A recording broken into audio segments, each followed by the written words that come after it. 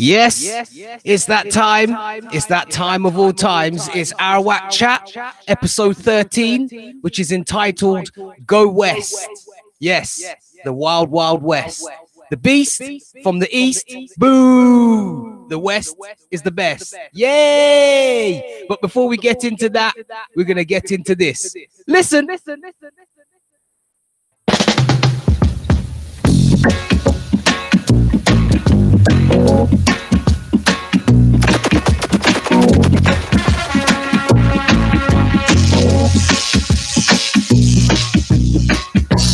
You've been crying, your face is a mess. Come in, baby, you can dry the tears in my dress. She's hard to look at, I can tell.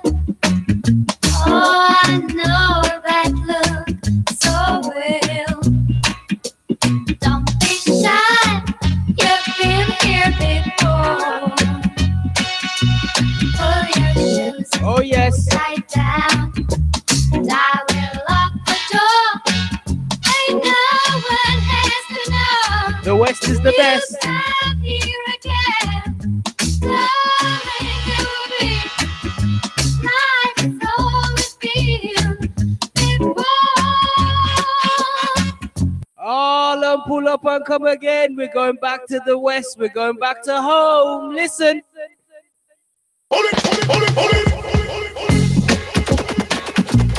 DJ Gary.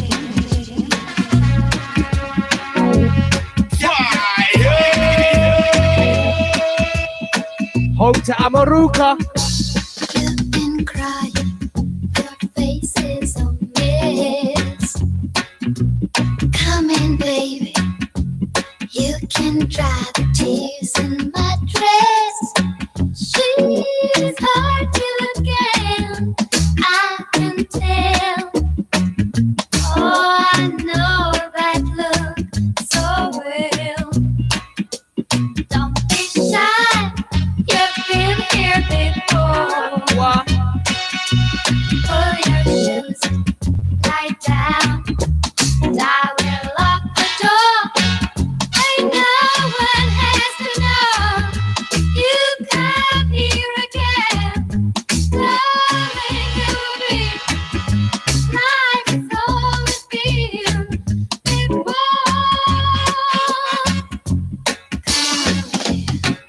Breakfast in bed, kisses on me. You don't have to say you love me. Breakfast in bed, love to make you say, hang on me.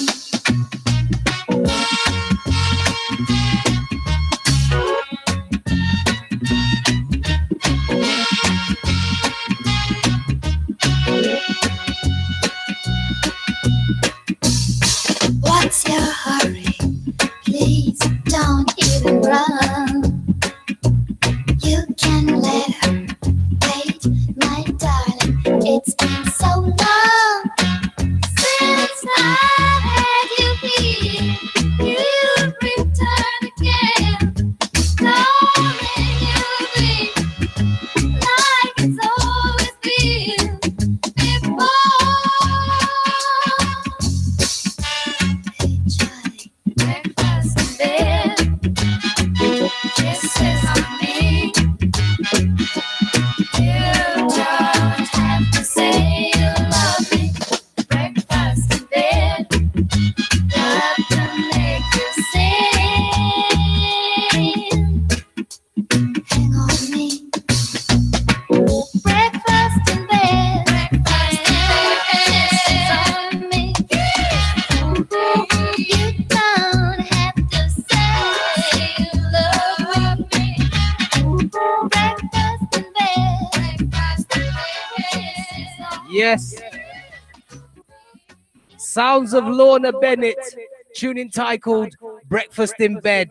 Available at all good music retailers and stockists. Go cop it. Go check it. And yes, ladies and gentlemen, this is Arawak Chat episode number 13, and it is entitled Go West. Yes, the best. The West is the best. We're going home. Home. Carry me home to Amaruka. Sweet chariot, carry me home. And yes, teacher, Mr. Hot Step, over to you. What's good, everybody? How's everybody doing? Good morning, good afternoon, and so forth, wherever you're listening from right now. And big ups to DJ Gambler for taking us in with the opening track as always. Big up yourself. And shout out to everybody who's already started filing in right now. Who we got? Let's see. Go through them, Gambler. We got Empress Aisha. Big ups. Of course, the one and only Empress Copper Fox. Large up yourself every time, sister. Sister Pretty Bead with a K. Big ups. Brother Joe 47. Big ups. We got Brother Corey Sly in the building. Big ups. Who else we got? Who else we got? Sister, I should say Empress Cape Fear in the building. Big ups. Empress Soul Alchemy in the building. Big up yourself, sister. Large up every time. Loving the website. Natural products. Brother Ahua in the building. Big up yourself, brother. Who else we got? Who else we got? Brother Wanagi in the building, aka Ghost. Big up yourself. Who else we got? I think that's it for the minute. I suppose more will start filing in as we go along. And yes, class is in session. Teacher Hot Step, over to you. All right. And as soon as you said that, Ron stepped in. What's good, Ron? Shout out to brother Ron Redbird of Clan Redbird. Big ups. All right. So, yeah, let's get into the topic of Go West. I'm just going to get into the screen share right now. All right, so to begin with, I'm going to be reading from the American Quarterly to do with The Negro Cowboy by Philip Durham.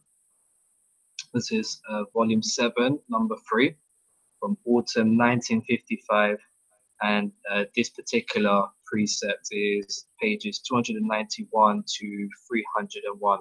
And big ups to Jermaine Hughes, this has just come in as well. Big ups. Big up. All right, so they begin with The Negro Cowboy. So, who knows today about the Negro Cowboy and his contribution to the making of the West? Ask anyone, or read some of the thousands of Western stories which have appeared during the last 50 years. If the Negro Cowboy isn't one, he is very well hidden. Apparently then, the existence of the Negro Cowboy is currently unknown, because the writers of Western stories did not include him. His non-existence is due to the vagaries of fiction. One important reason for his exclusion may have been discovered by Professor Walter P. Webb, who asked several Western Story magazine editors to give their reasons for the popularity of the type. And here is an answer. The Western story is the most popular type of action story. In order to give reasons for this, one thing must be recognized immediately. It is understood by us and should be understood by everyone that we are dealing with the popularity of Western stories as concerns readers who are white, who may be called Nordics, using this term advisedly. The white race has always been noted for being hard drinking, hard fighting, fearless, fair, and square. Quite obviously, the Negro Cowboy in fiction was confronted with a color line over which he could not ride. The American cowboy has been described by men who actually knew him. In these terms, he was independent, loyal, impulsive, generous. He had a hot and hasty temper, a strong sense of right and wrong, and he took his liquor straight. This description is not, however, peculiar to the Anglo-Saxon cowboy. It applies equally to the Negro cowboy, who after the Civil War moved out across the plains to play a significant role in the development of the cattle industry and became a part of the spirit of the West, a spirit which demanded a conscience but cared little for color. Western autobiography, which unfortunately has a limited audience, includes the Negro Cowboy and in sufficient numbers to establish his active presence and contributions. Of the 3 non-fiction books published during the 19th century which dealt with the cowboy, 2 of them included the Negro.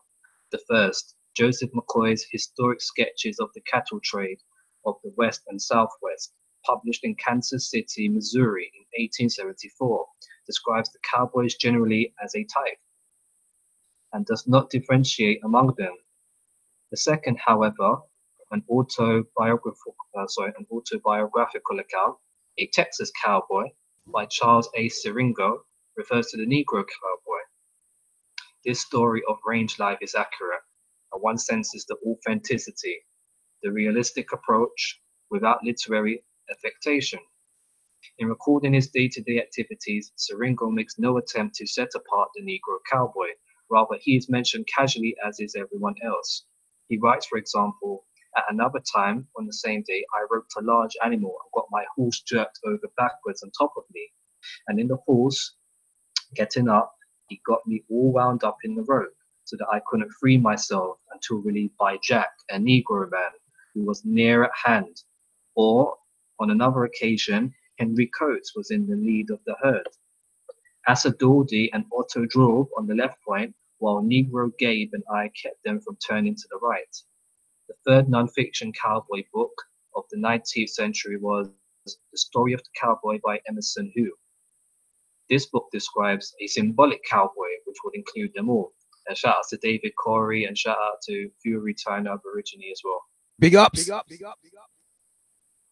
Rude and unlettered though he be, and treating his companions with a rough and ready familiarity, the cowpuncher yet accords to his neighbor the right to live the life and go the gait which seems most pleasing to himself. One does not intrude upon the rights of others in the cow country, and he looks to it very properly that no one shall intrude upon his. In the cow towns or at the cow camps, one never hears the abusiveness or rude speech common in the older settlements. With this attitude, Howard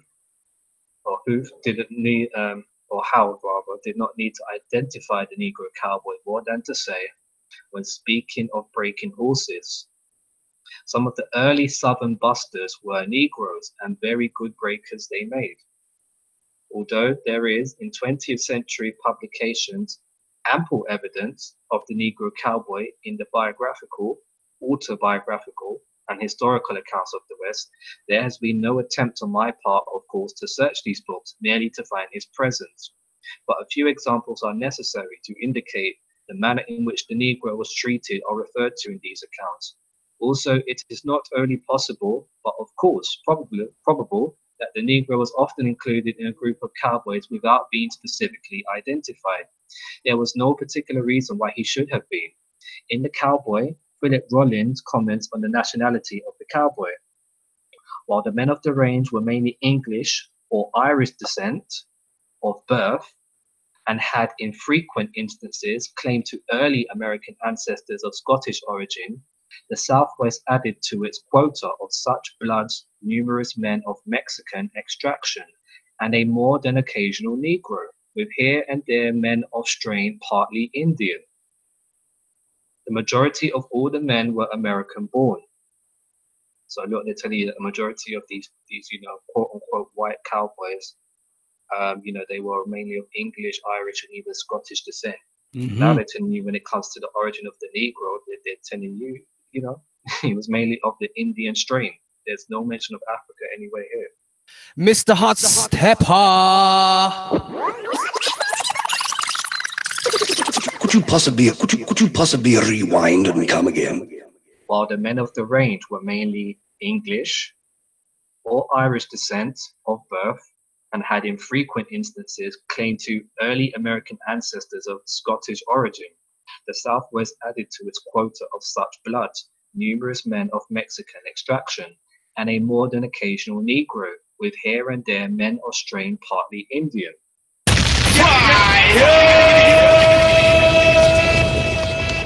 The majority of all the men were American born.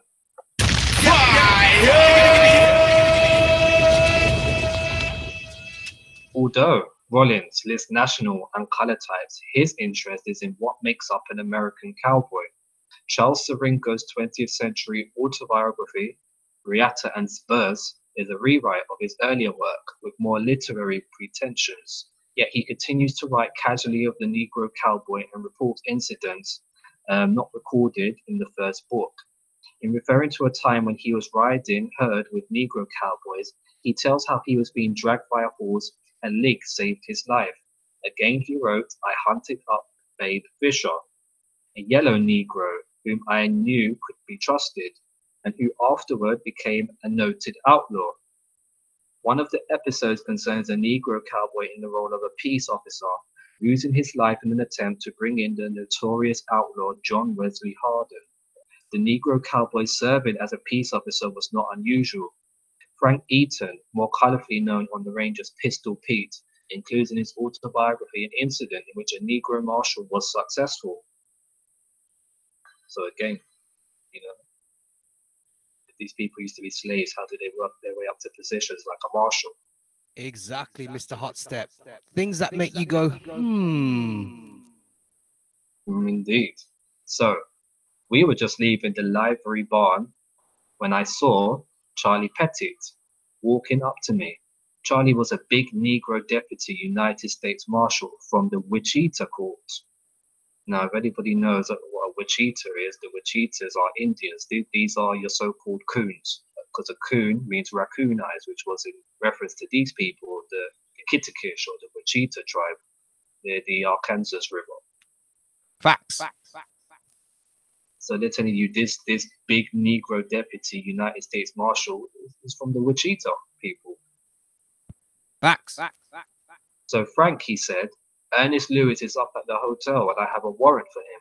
He may have a gang up there. Come up and help me get him.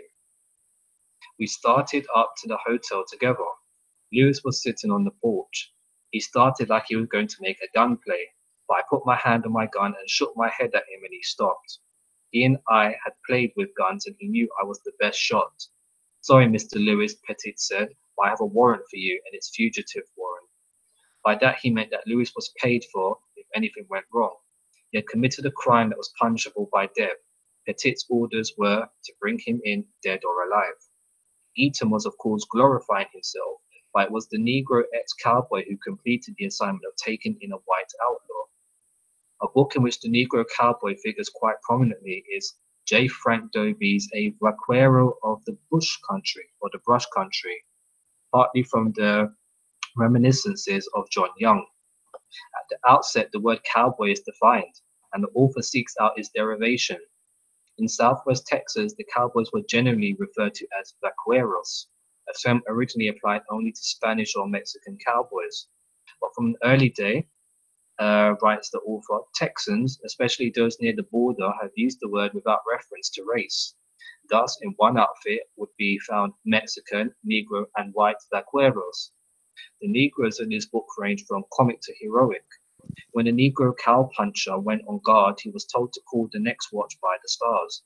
Not being able to read the stars properly, he did not know when to call his successor, so he rode herd all night. Living up to the requirements of the Western Code was naturally expected of the Negro cowboy, and this story illustrates that he did not shirk his duty. Not alone was it his breed that made the American cowboy stick to herd and horse until only death could drag him loose. It was his occupation. We had a Negro cowboy named George, says an old-time Plains cowman, who was not very well clad because he liked to pike at Monty too well to buy clothes. We all had colds and coughs till it was like a bunch of Texas pothounds baying a possum when we tried to sleep. One bitter night, I was near George on herd and tried to get him to go to the chuck wagon and turn his horse loose, but he was too game for that. His teeth were chattering as he said to me, I can stand it if the rest of you all can. Presently, I saw him lean over his saddle horn, coughing, and he looked like he was losing his breath. By the time I got to him, he was off his horse, as dead as a mackerel and stiff as a poker. He had simply frozen to death sitting on that horse.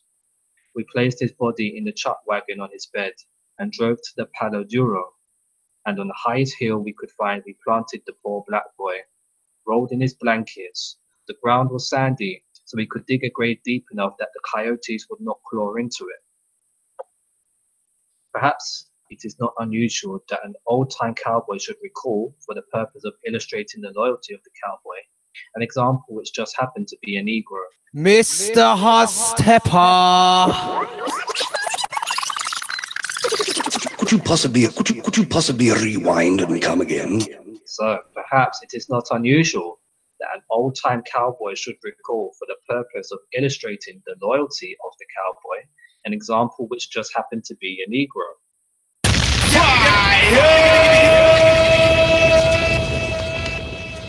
The inevitable cook must always figure in cowboy yarns. However, for the moment, we are interested in the real kind, not the storybook kind. The cooks were either white or colored, it did not matter which, and they were ex-cowboys. When a cowboy was no longer able to do his share in riding herd for physical injury, ordinarily the gift of bucking, and in the form of hernia, allowing to the average man but 7 years of active riding, he often preferred to become a cook rather than to leave the range. He was occasionally unhappy because his life became less active, but his position as a cook was not necessarily a degraded one, nor was he helpless. One of the tales in The Trail Drivers of Texas is the story of a shooting match between a white cowboy and a Negro cook, a 2-year-old heifer against $5. The cook was hard to beat, and the cowboy won only on a fluke. Reminiscing with John Young provides another sketch. The one man in our outfit that I recall most often and most vividly was Sam, the Negro cook. He always had a cheerful word or cheerful song, and he seemed to have an affection for every one of us. When we camped in the vicinity of brush, every cowboy before coming in would rope a chunk of wood and snake it up to the chuck wagon. That wood always made Sam grinning happy whether he needed it or not. He was about 35 years old, as black as a crow, and weighed around 225 pounds.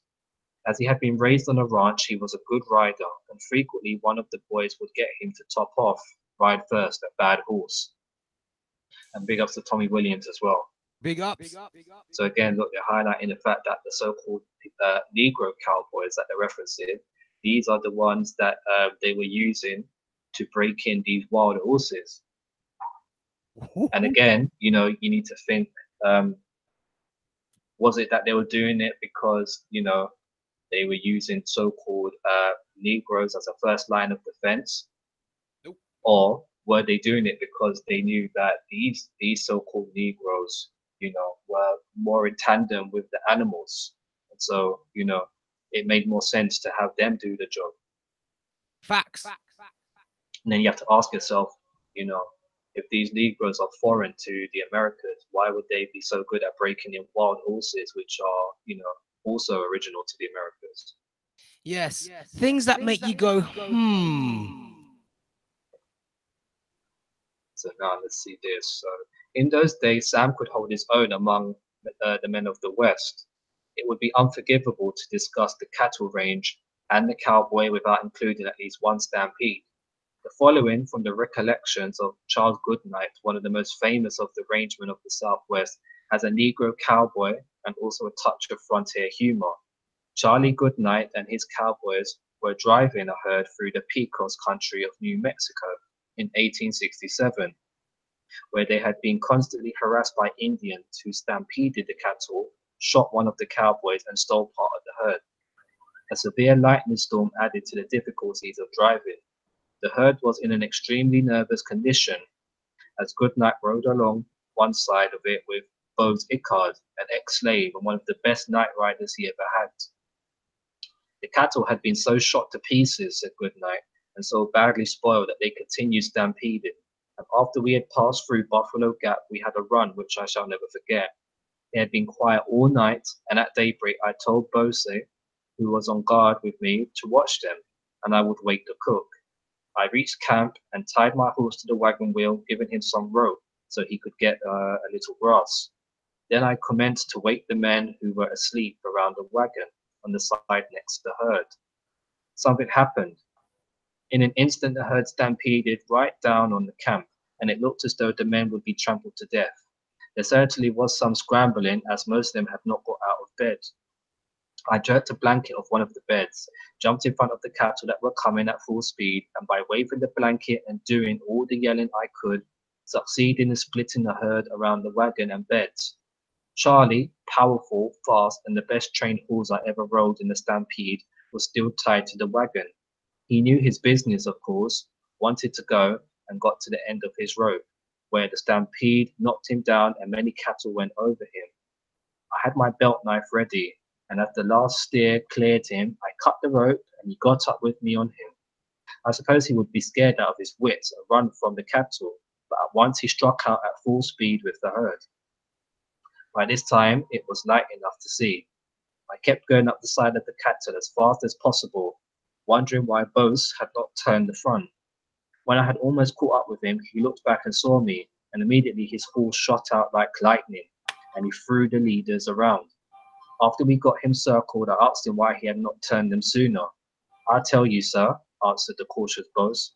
I wasn't starting who had this herd till I saw you. I thought maybe the Indians had them." A Negro cowboy was commanded great respect, both as a man and cowpuncher is in Jack Fort's book of the old range days.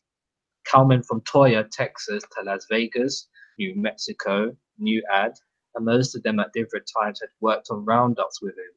The LFD outfit's range boss, Ad, was well liked and was one of the best hands on the Pecos River. Among other accomplishments, Nig Ad was a dictionary on earmarks and brands, which in due time caused him to become the hero of a cowboy song. On one occasion, however, Ad's popularity created a good deal of embarrassment. Everybody knew him. When he got married, each cowman wanted to give him a present, no one knowing what the other man had sent him, as ranches were far apart. He received 19 stoves and ranges for wedding presents. Perhaps the most interesting of all books dealing with the Negro cowboy is an autobiography written by one. It's the story of Deadwood Dick of Deadwood, South Dakota fame, a name well known in the Western lore. Full title reads The Life and Adventures of Nat Love, better known in the cattle country as Deadwood Dick by himself.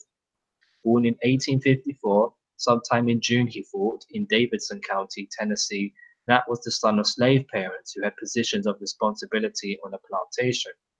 From Nat Love, one must expect some exaggeration, as one must expect it from every cowboy who wrote his autobiography, especially after he had left the range and had time to dream through his experiences.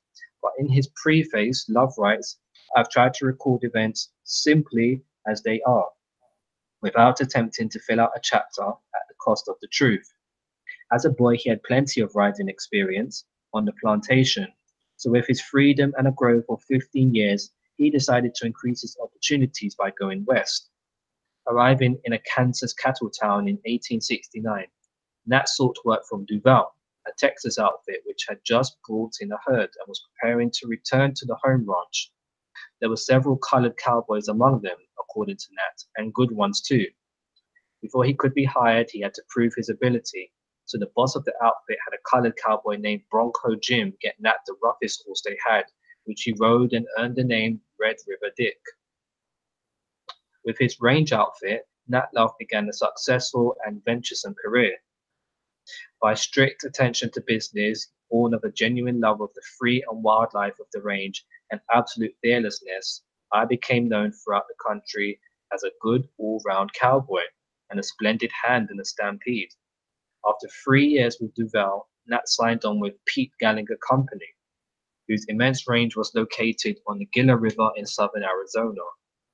There he stayed for several years and soon became one of their most trusted men, taking an important part in all the big roundups and cuttings throughout western Texas, Arizona, and other states where the company had interest to be looked after, and the Gallagher Company eventually made Nat their chief brand reader. Love took part in all of the cowboys' activities, and his manner in relating these events is no different from that found in any other cowboy autobiography. He knew, for example, that the test of a cowboy's worth is in his gameness and his nerve.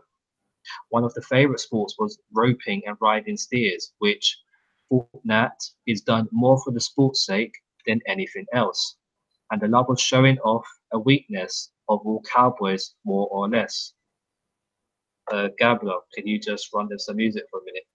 Okay.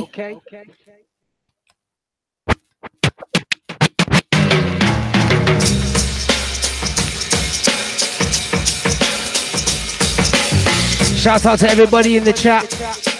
Big ups. We thank you for your time and energy. This is Arawak Chat, episode 13, entitled Go West, Going Home. Back to our beloved Amarukas, land of the copper-colored people. You see me? Shout out to Chief Inca in the chat. Big ups. And this is a momentary interlude while Mr. Hotstep gathers further material for class. Just bear with us. We are the Origines. We shall keep going forward. We shall never turn back. No, no, no. ICCC in the building. International Carib Copper Council. You see me?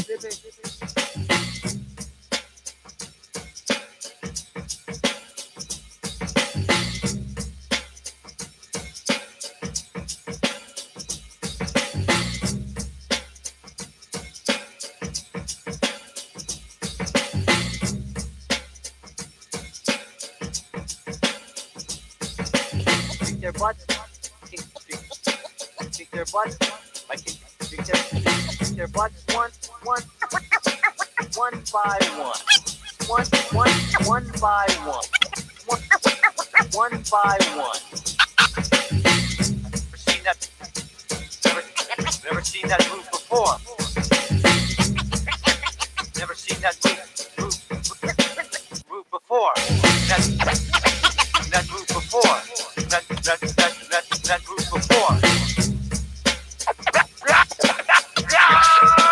Oh, fuck that shit. Come out and fight. Come out and fight. Come out and fight. Come out and fight. Yes, as class continues and is now back in session. All right, thank you very much, Monsieur Gamba. Okay, let's get back to what I was doing. Okay. To Empress Seeker of Truth in the building. Big up yourself. All right, what's good, Seeker? All right, and shout out to Chief Inca. Big ups. All right. So, what's that? Yeah, here we go.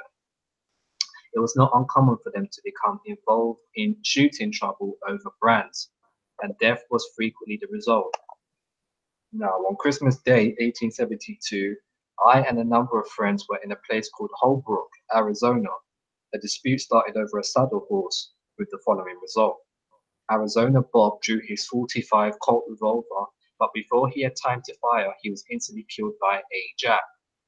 Then a general fight ensued in which 5 horses and 3 men were killed. After delivering a herd at the end of the trail, Nat was always ready to see the elephant with the rest of the boys. And we all headed for Dodge City to have a good time, and I assure you we had it.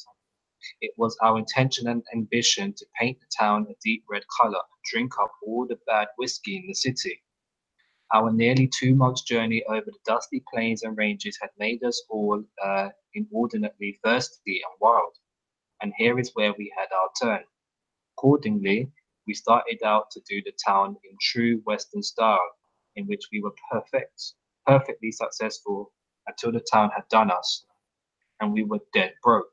While our money lasted, we would certainly enjoy ourselves in dancing, drinking, and shooting up the town.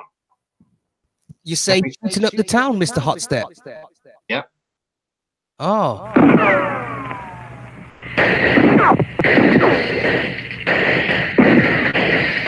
But yes, Mr. Hudson, back to you. There. Wild Wild West. Wild West. So they're going to go on to say now every old cowhand who has written about his days on the range has included at least one episode of this sort. During a trip to Old Mexico to pick up a herd, Love's outfit had an opportunity to meet Mexican cowboys. These men were for the most part typical greasers, but they proved to us that they knew a thing or two about the cattle business, and all the things considered, they were a jolly, companionable sort of an outfit, along with the other cowboys of the time.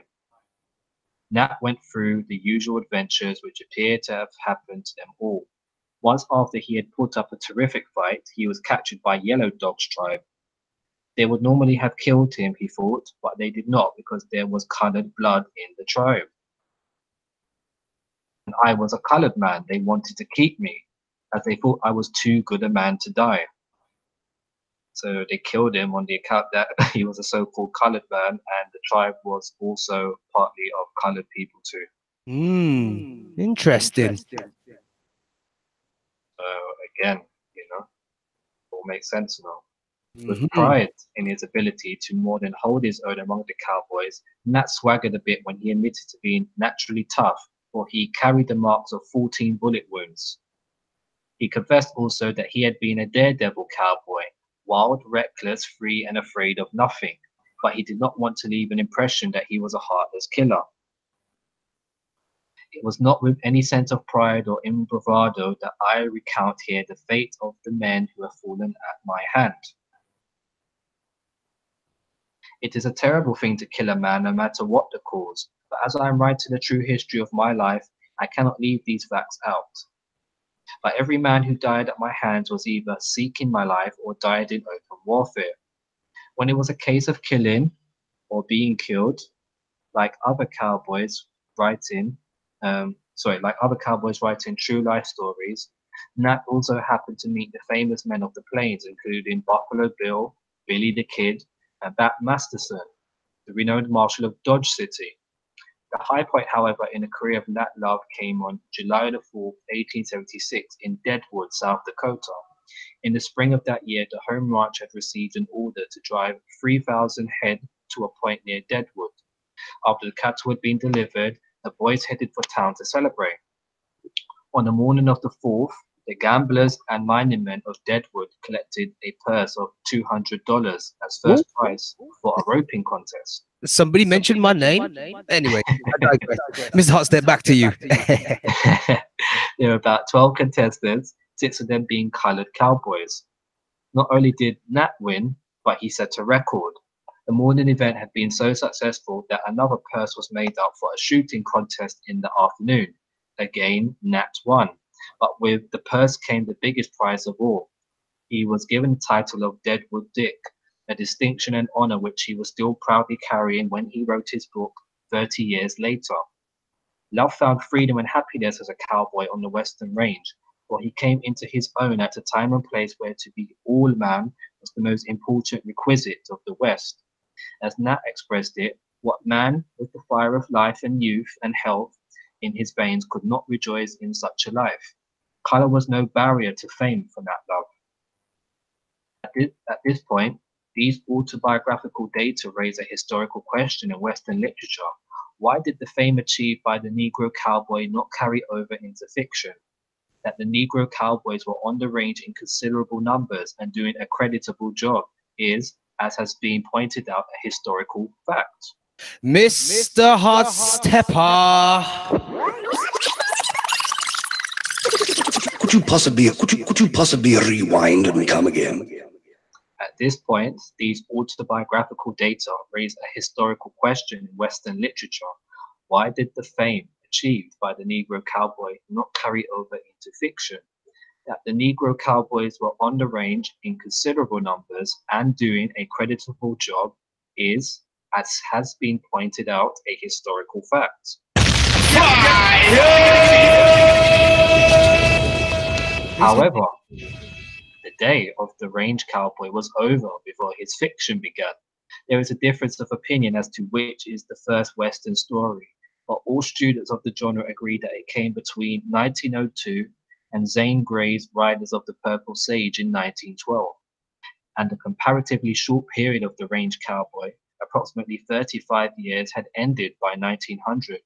We have no cowboy statistics, but the evidence indicates that the greatest percentage of Negro cowboys were on the Western Plains, particularly in Texas, immediately after the Civil War, and that their number was dwindling rapidly by the end of the century. The Texas Rangers had been dissolved during the war, and in 1870, the governor of Texas set up the state police. Many Negroes were state police officers in a body which soon became so hated that it was considered a duty to shoot them on sight, for they were set up to enforce Reconstruction measures. The state police lasted for only 3 years, with the Rangers being re-established in 1874, excluding the Negro. The Negro began moving further west into New Mexico and Arizona and on up into the Northern Range. Nat Love left Texas for Arizona in 1872. Gradually, as the century moved on and the West became more populated, the Negro cowboy was forced into other occupations. In 1890, Deadwood Dick became a Pullman porter. It is possible that the earliest writers of Western stories during the first decade of this century attributed the then existing conditions to an earlier period. These writers knew the West only after it had become populated, and they knew but little of those days when a cowboy was paid and valued for skill, not color. Mr. Hot Stepper. Could you possibly rewind and come again? A shout out to Ab Power as well, was good. Big ups. Now, it is possible that the earliest writers of Western stories during the first decade of this century attributed the then existing conditions to an earlier period. These writers knew the West only after it had become populated, and they know but little of those days when a cowboy was paid and valued for skill, not color.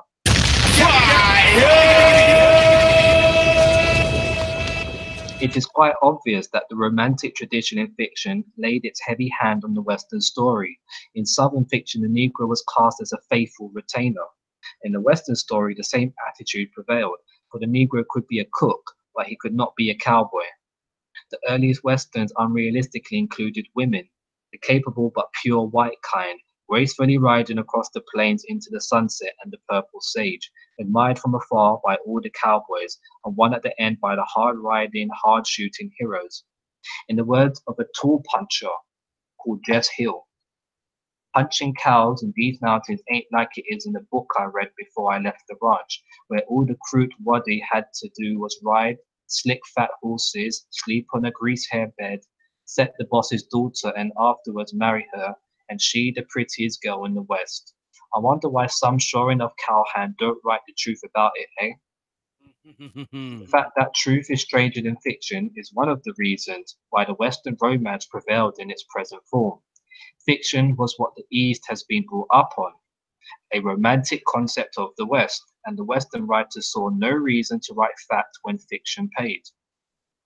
The Negro cowboy did not fit into the romantic concept, and once the Western story stereotype was formed during its first decade, it's become impervious to change. A big up to Lady Legs. Big ups.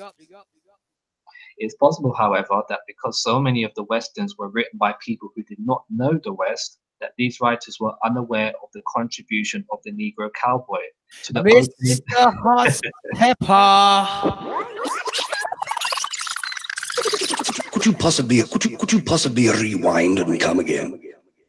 It is possible, however, that because so many of the Westerns were written by people who did not know the West, that these writers were unaware of the contribution of the Negro cowboy.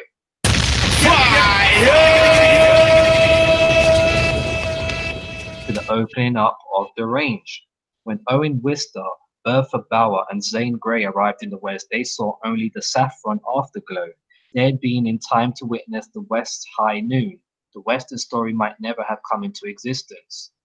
Fiction writers could see only a particular kind of man silhouetted against the skyline, and they chose to ignore the fact that chats were worn by men of many nationalities and colors, and that these were also included with the men who made the spirit of the West, who forbade Mason and Dixon's line to extend. who harnessed democracy. But now we know that pioneering, according to tradition, is an Anglo-Saxon job, and the Western myth is sometimes stronger and more important than reality, kind of like your slave history as well. Exactly. And in that as well, that's a red flag. In all fairness to those serious novelists of the West who write realistically, it should be said that when their setting and time includes him, they can accord the Negro proper treatment. This is in the novel of the West, not the Western story. And two of this type who came to mind are Walter Van Tilburg Clark and Tom Lee. But where is the Negro cowboy in the Western story? In these thousands of books in this multi-million-dollar business, the Negro is part of the spirit of the West, but he is not included in its fiction. The early West had a tradition which asks of a man only that he be capable and have courage and loyalty. Where he came from and what he looked like was immaterial. That same West is represented in fiction by an Anglo-Saxon tradition, which implies that all readers are white and that only a white cowboy can be a hero who is fearless, fair, and square. Yeah. And again, I was reading from an American Quarterly, volume 7, number 3 of autumn 1955, pages 291 to 301. And this was to do with The Negro Cowboy by Philip Durham. Very interesting, Mr. Hotstep. It's been purposely set that, you know, the so-called Negro cowboy has been completely whitewashed. Exactly. And then even in fiction, when the story is not real and the characters are not real, they still can't bring themselves to include you in it. And that is a problem. Yeah, it's a mad thing, but I think we could play a little bit of music. I know it was a little bit of an in-depth article there. And as we take a little musical interlude, we should go into the sounds of Glen Washington. Listen.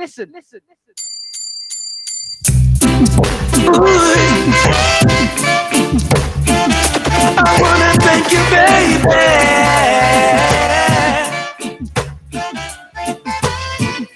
I might not be the one you want, might not be the one you desire. Oh gosh. But this love that I feel for you, burning inside me like fire. We may not be like rich folks, dressed up in fancy attire. But every time I think of you, my feelings, they all go haywire. Cause our hearts beats together as one. Our hearts feel all and pull up and come again. Hold it.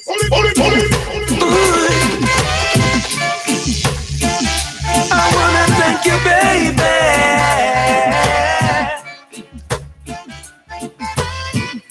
I might not be the one you want, might not be the one you desire. But this love that I feel for you, burning inside me like fire. We may not be like rich folks, dressed up in fancy attire. But every time I think of you, my feelings, they all go haywire. Cause our hearts beats together as one. Our hearts feel with a love so strong. Sing along. Baby, our hearts beating to a different drum. Our hearts, baby, glowing like the ray of the sun. And I feel like shining for your love. I feel like shining for you, baby. We might not have riches and lots of money, no. But every breath that I take one for you, honey. I may not smoke a big cigar or drive a fancy motor car, but there is one thing that I know, I love you for who you are. Cause our hearts beats together as one. Sing along. Our hearts is filled with a love so strong. hear that? Baby, our hearts is beating to a different drum. Our hearts, baby, Yeah. glowing like the ray of the sun. And I feel like shining, shining for your love. I feel like shining, shining for you, baby. Ooh. I may not have a hit song, but I know that won't be for long. I've got these feelings for you, baby, coming on so strong. And wherever you go, girl, in your searching you will find that there's nothing that you can do to leave my love behind. Cause our hearts beats together as one. Sing along. Our hearts filled with a love so strong. Baby, our hearts is beating to a different drum. Our hearts, baby, glowing like the ray of the sun. And I feel like shining, shining for your love. I feel like shining, shining for you, baby. Ooh. I might not be the one you want, might not be the one you desire, but this love that I feel for you, burning inside me like fire. We may not be like rich folks, dressed up in fancy attire, but every time I think of you, my feelings, they all go haywire. Cause our hearts beats together as one. Once again, sounds of Glenn Washington, tune entitled Our Hearts. And also shout out to Empress Copper Holbert in the building. And also shout out to Brother DMX, Arawak TV in the building. Big ups. And yes, class is back in session. Mr. Hot Stepper, back to you. Yep, good everybody, and shout out to all the people that just came in right now during the music interval. So yeah, we're here for our chat episode 13, and we're looking at the West today. So we're looking at how the so-called Negro, what was his and her part to play in shaping the West, because naturally this is another part of the AMER'ICAN legacy, which has been greatly untold and completely blotted out of sight, out of mind. Yes, so, it's been completely whitewashed. Yes, quite. So I was always looking forward to doing this one. I'm sure everybody's dad, granddad, uncle was always sat in the traditional armchair watching cowboys and Indians, right? Yes, definitely. I remember many a Sunday with my granddad, even my pops too. Mm-hmm.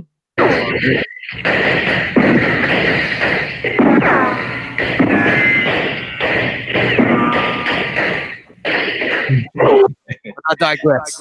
You know what? Like sometimes, you know what it is. Sometimes when I was sick, I used to get dropped off to stay around there, right? As a youth, and just sometimes to do your Sunday visit when you go around there with that. And literally, like as soon as you get up the first flight of stairs, that's literally the first thing you can hear from the TV. Exactly, straight like that.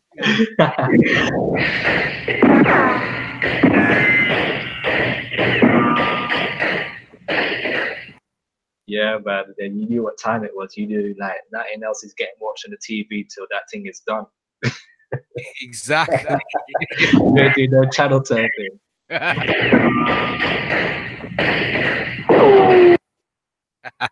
So naturally, for me, coming onto this whole thing now, it used to confuse me why descendants of Africans would be so interested in Clint Eastwood and Wild Westerns. Mm-hmm. Things that make you go, But anyhow, yeah. Mr. Hot Stepper. To you. So what I've got in front of me here, this is a very good website. This is realhistoryww.com. Some of you are probably well acquainted with this website already. Yeah, there's a lot of very useful information on here. I actually managed to pull up a section about the so-called Black Cowboys. So I'm just going to get straight into this now. So it goes on to say Quentin Tarantino's Oscar-winning Western Django Unchained is one of relatively few Hollywood films depicting a black cowboy. In reality, there were many, some of whose stories were borrowed for films starring with white actors. The most common image of the cowboy is a gun-toting, boot-wearing white man like John Wayne or Clint Eastwood. But Hollywood portrayal of the Wild West is a whitewash version of the reality. It is thought that on some Texas trails, about a quarter of cowboys were black. In the real Old West, as opposed to the... Mr. Stepper. Could you possibly rewind and come again? So, he's going to go on to say that the most common image of the cowboy is a gun-toting, boot-wearing white man like John Wayne or Clint Eastwood, but the Hollywood portrayal of the Wild West is a whitewash version of the reality because it is thought that on some Texas trails, about a quarter of cowboys were black.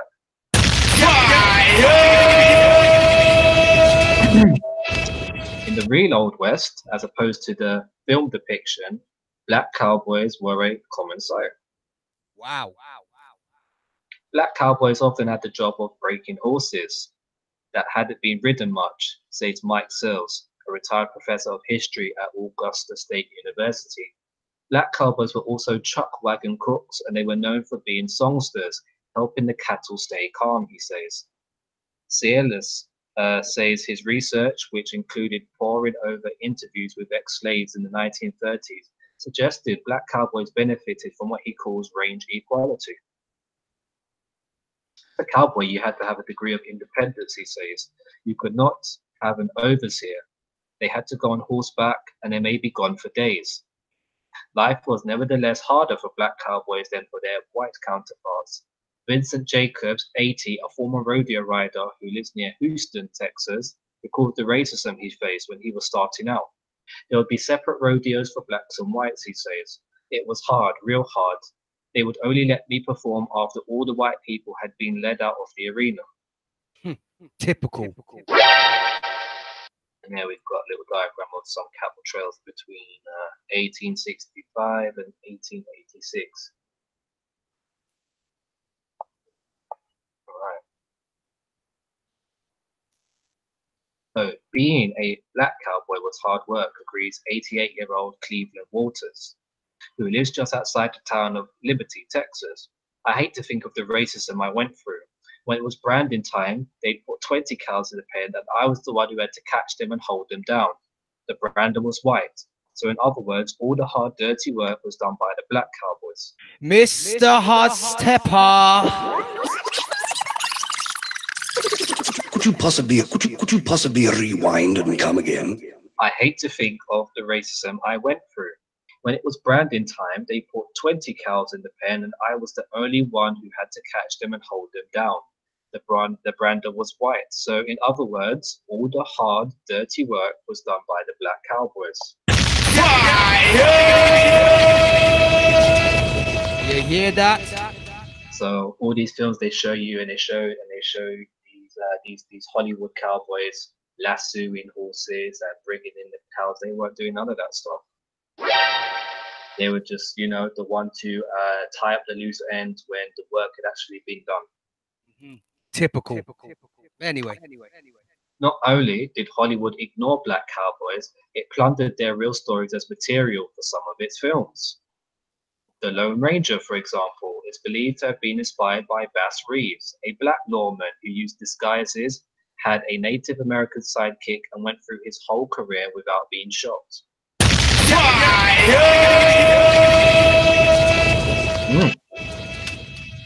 In 1956, John Ford film The Searchers, based on Alan LeMay's novel, was partly inspired by the exploits of Britt Johnson, a black cowboy whose wife and children were captured by the Comanches in 1865. In the film, John Wayne plays as a Civil War veteran who spends years looking for his niece, who has been abducted by Indians. Yes. I'm not too sure about that one. You get me? No, so here we go. Britton Johnson. Why he looks like Oh, look what he's wearing on his head there. A do-rag, which I've got one on myself right now. I do like my do-rag. I wonder Remember, I told you guys where the do-rag culture comes from. That's the south. That's that southeastern Indian tribe culture. Your so-called Ananiwaya and so forth. This is what they would wear on their heads. This fact stuff right here. why him look like the original gunslinger, you know. Anyway, Mhm. I digress. Mr. Hotstep, back to you. So Britton Johnson was reportedly born in Tennessee. Britt was a slave of Moses Johnson, who owned land in the Peters colony, west of Dallas in Young County. Unlike other slaves, Britt must have had some education. He was able to read and write and could manage basic accounting skills. Indians kidnapped Britt's family, including his wife and daughters, during the Elm Creek raid of October 1864. His son was killed in that raid. Some sources say that Johnson searched for his family and personally negotiated their release after living with the Comanche for a time. Other sources say that friendly Comanches, specifically Comanche chief Esahabitu, also known as Asahavi, helped Britt by paying a ransom for the Johnson family's release. However it happened, Britt's family was released by the Comanche during June of 1865. As a black cowboy who was now a free man following the Civil War's end, Johnson was entrusted with trail responsibilities. Mr. Hotstepper. Could you possibly rewind and come again? So, as a black cowboy who was now a free man following the Civil War's end, Johnson was entrusted with trail responsibilities. Straight like that.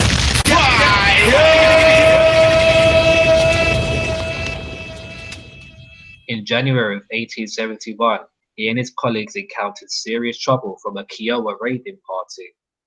The Texas State Historical Association tells us what happened. On January 24, 1871, about 25 Kiowas attacked a wagon train manned by Johnson and two black teamsters 4 miles east of Salt Creek in Young County. A group of nearby teamsters from a larger train of wagons reported that Johnson died last in a desperate defense behind the body of his horse. Teamsters who buried the mutilated bodies of Johnson and his men counted 173 rifle and pistol shells in the area where Johnson made his stand. He was buried with his men in a common grave beside the wagon road. Johnson's fascinating story was turned into a novel by Alan LeMay in 1954. He called it The Searchers. John Ford, a movie maker, then turned the novel into a film starring John Wayne. It was also called The Searchers. Now we get on to Bill Pickett. Why, the original cowboy that, you know. So, William M. Bill Pickett, December the 5th, 1871 to April 2nd, 1932, was a cowboy and rodeo performer. Pickett's impay on a handbill advertising the movie The Bulldogger, released in 1921 by the Norman Film Manufacturing Company. Pickett was billed as the world's colored champion in death-defying feats of courage and skill. Pickett was born in the Jenks Branch community of Travis County, Texas.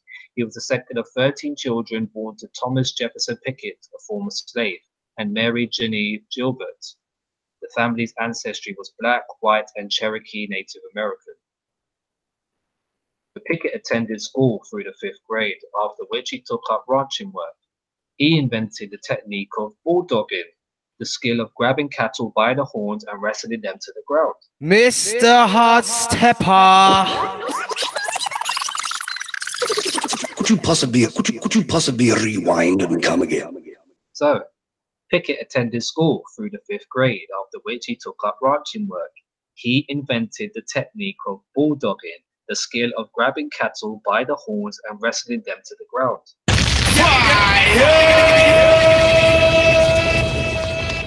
So Pickett's method for bulldogging was biting a cow on the lip and then falling backwards. This method eventually lost popularity as the sport moved into the steer wrestling that is practiced in rodeos today. So you see where it come from. You won. So in 1890, Pickett married Maggie Turner, a former slave and daughter to a white Southern plantation owner. The couple had 9 children. Pickett and his brothers started their own company, the Pickett Brothers Bronco Busters and Rough Riders Association. Whoa. Rough Riders. Rough Rider. Continue. No, you can't even make this up, That's what I'm saying. man. As the saying goes, Mr. Hotset, sometimes the truth is stranger than fiction, isn't it? Mm-hmm. You just can't make this up. But please continue. So, to offer their services as cowboys, Pickett also made a living, demonstrating his bulldogging skills and other stunts at county fairs. In 1905, Pickett joined the 101 Ranch Wild West show that featured the likes of Buffalo Bill, Will Rogers, Tom Mix, and Zach and Lucille Mulhall. So Pickett was a popular performer who toured around the world and appeared in early motion pictures. Pickett was shown in a movie created by Richard E. Norman. Pickett's ethnicity resulted in him not being able to appear at many rodeos. He often was thought to claim that he was of Comanche heritage in order to perform. But then again, they just told you not too long ago that, he was of, quote unquote Cherokee descent.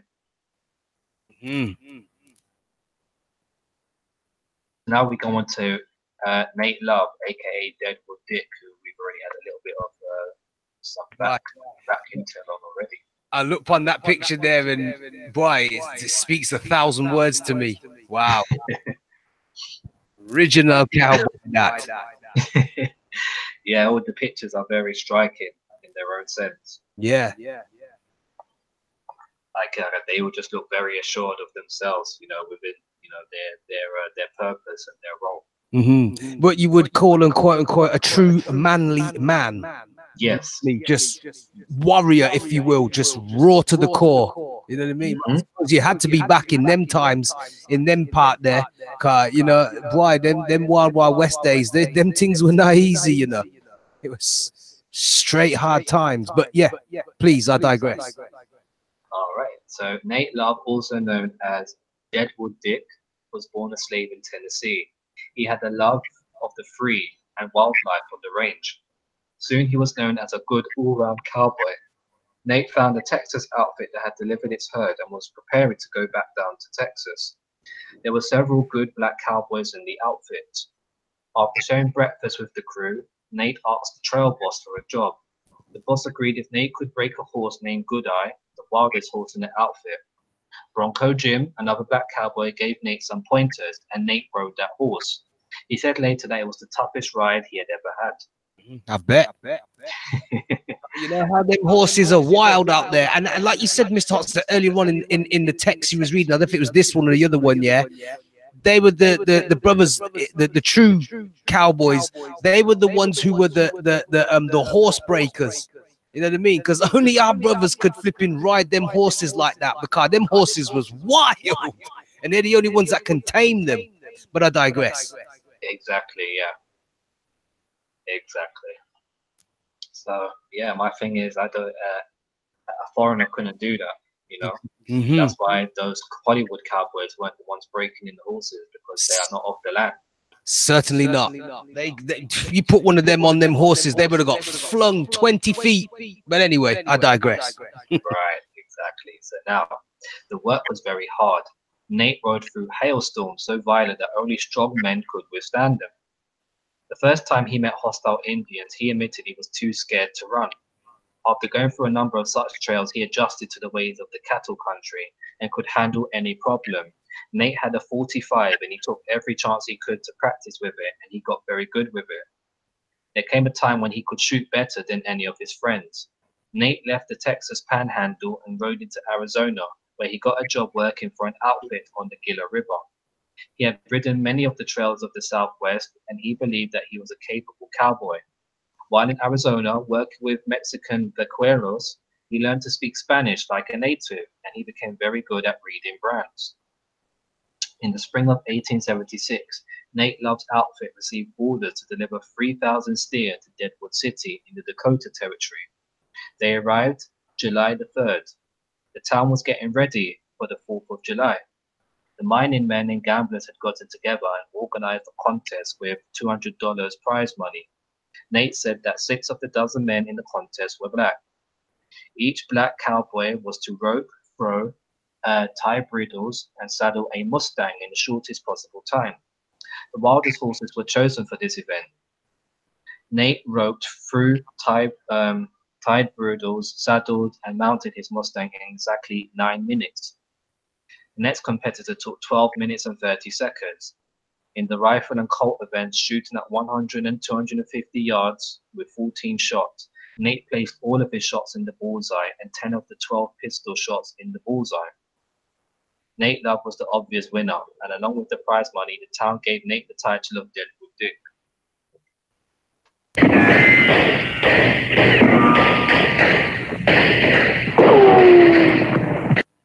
Exacto.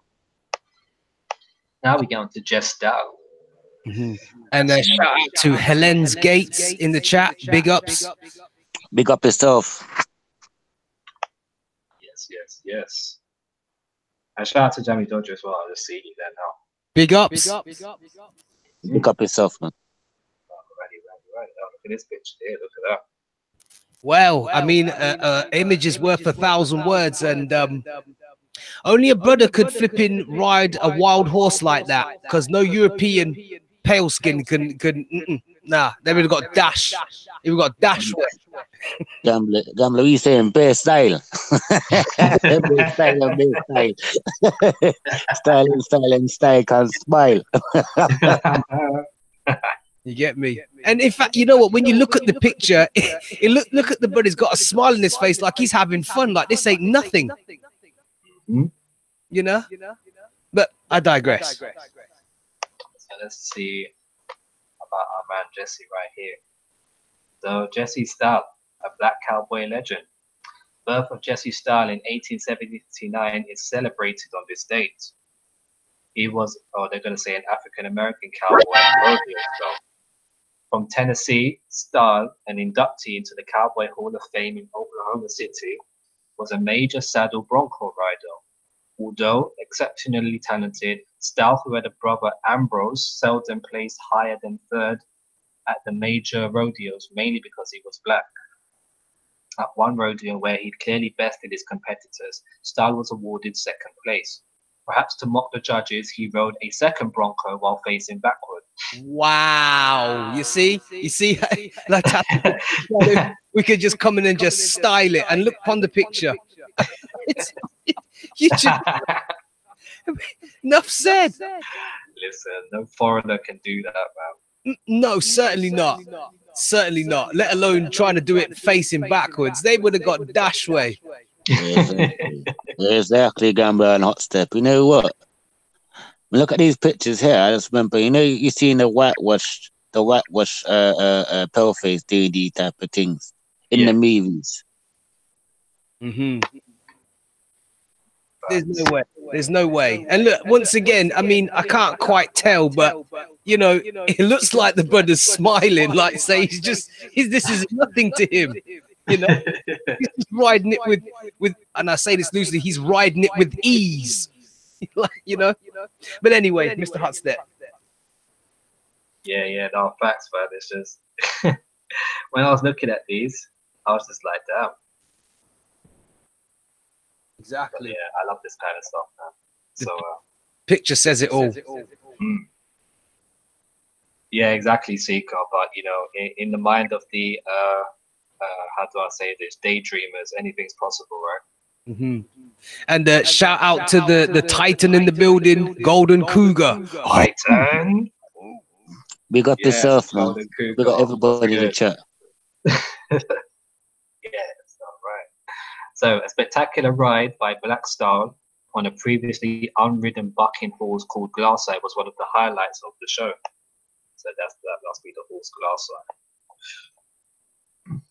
Oh, wow. Look at this, Mr. Hotstep. Sister Helen's Gate said, my cousin, John Singleton, and that's a big name out there in terms of directors as well, produced the movie. My family is part of the massacre that happened out of a lie. These quote-unquote not so nice people, was a PG show, are going to pay the UVC rays, are not their friend. Great platform, big up. Well, thank you for that piece of information, Sister Gates. That's, wow. Oh, Brother Gates. Brother Gates. Sorry, my bad. My bad. My apologies. Yeah, thank you for that piece of information.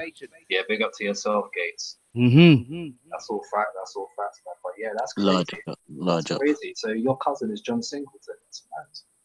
I tell you what, Mr. Hotstep, you see, this is the thing with the ICCC, you never know who's watching, you know, who come in and that. And look at that, we have someone who's a blood relative of the director, John Singleton. Speaks volumes to me. But yes, Mr. Hotstep, please continue. All right. So he repeated his triumph by riding another notorious bucker, Tar Baby, backwards with a suitcase in his hand. Mr. Hotstep. Could you possibly rewind and come again? So he repeated his triumph by riding another notorious bucker, Tar Baby, backwards with a suitcase in his hand. Wow, look at that.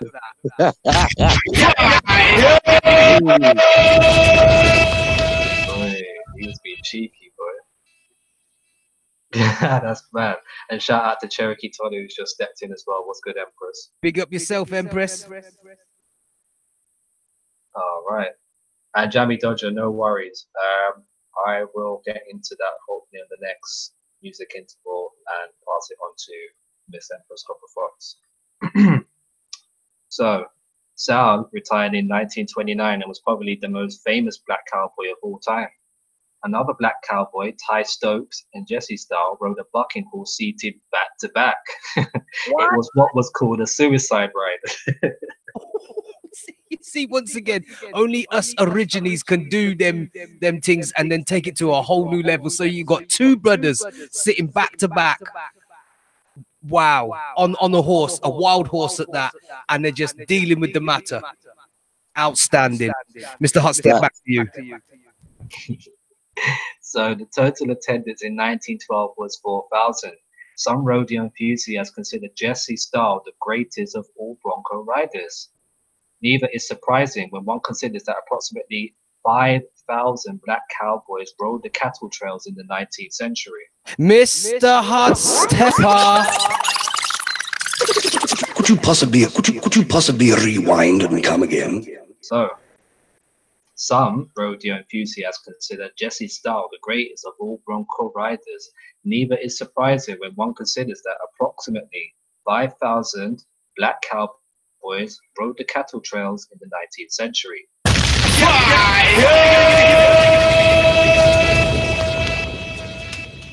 So now we get to this brother here, John Ware. Oh, look at that, Canada, Golden Cougar. That's your neck of the woods. Just saying. So now John Ware, 1845 to 12th of September 1905, was the best known black on the early Canadian prairie. Born into a South Carolina slave family, young John was often forced by the slave masters to take part in organized fights between young black males. With the end of the Civil War came freedom. Ware left the Carolinas bound for Texas. Finding work near Fort Worth, he began his career as a cowboy and became skilled with horses and the lariat.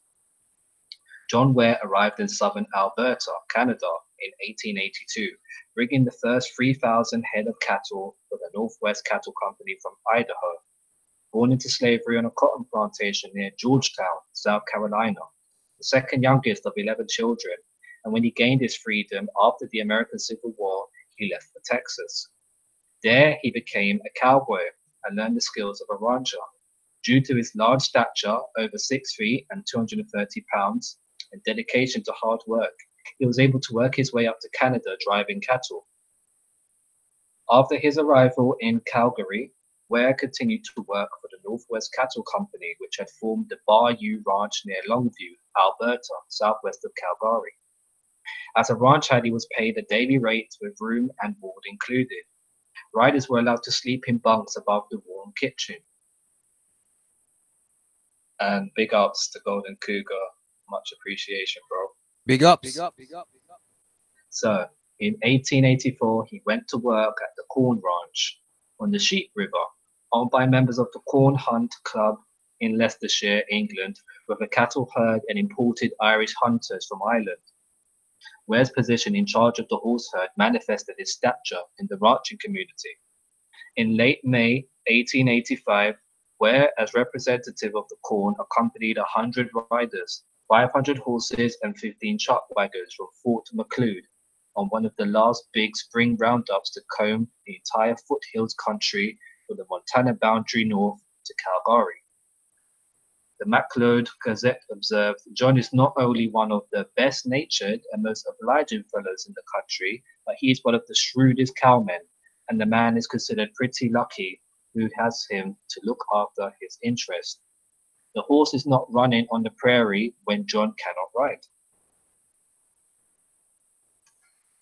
Yeah, we've got a picture here of him and this is his wife, and this is his children here.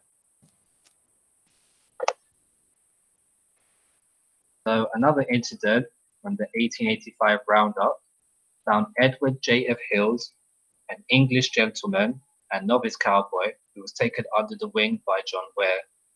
Hills wrote letters home of Ware's reputation as the best rough rider in the Northwest, and of Ware's personal kindness in helping him master rangeland skills.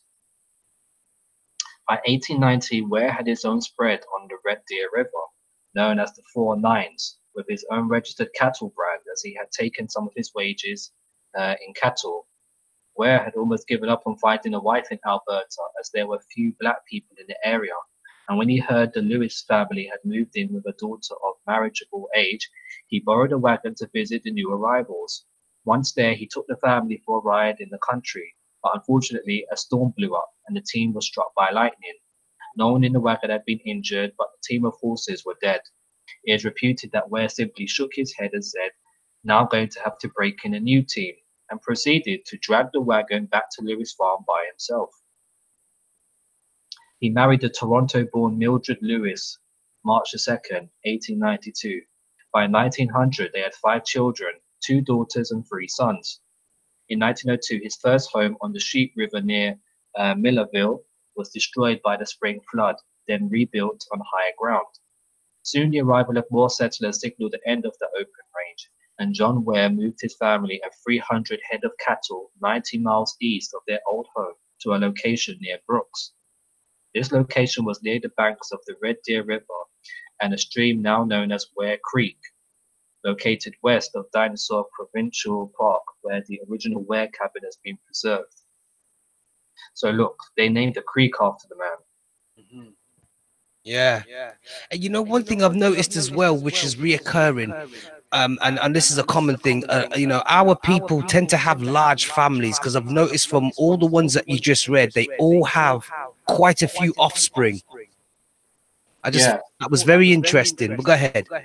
Yeah, it was typical back then for the, you know, because most of the people were living rurally, and they hadn't yet been integrated into this new, you know, industrial way of living, aka city life.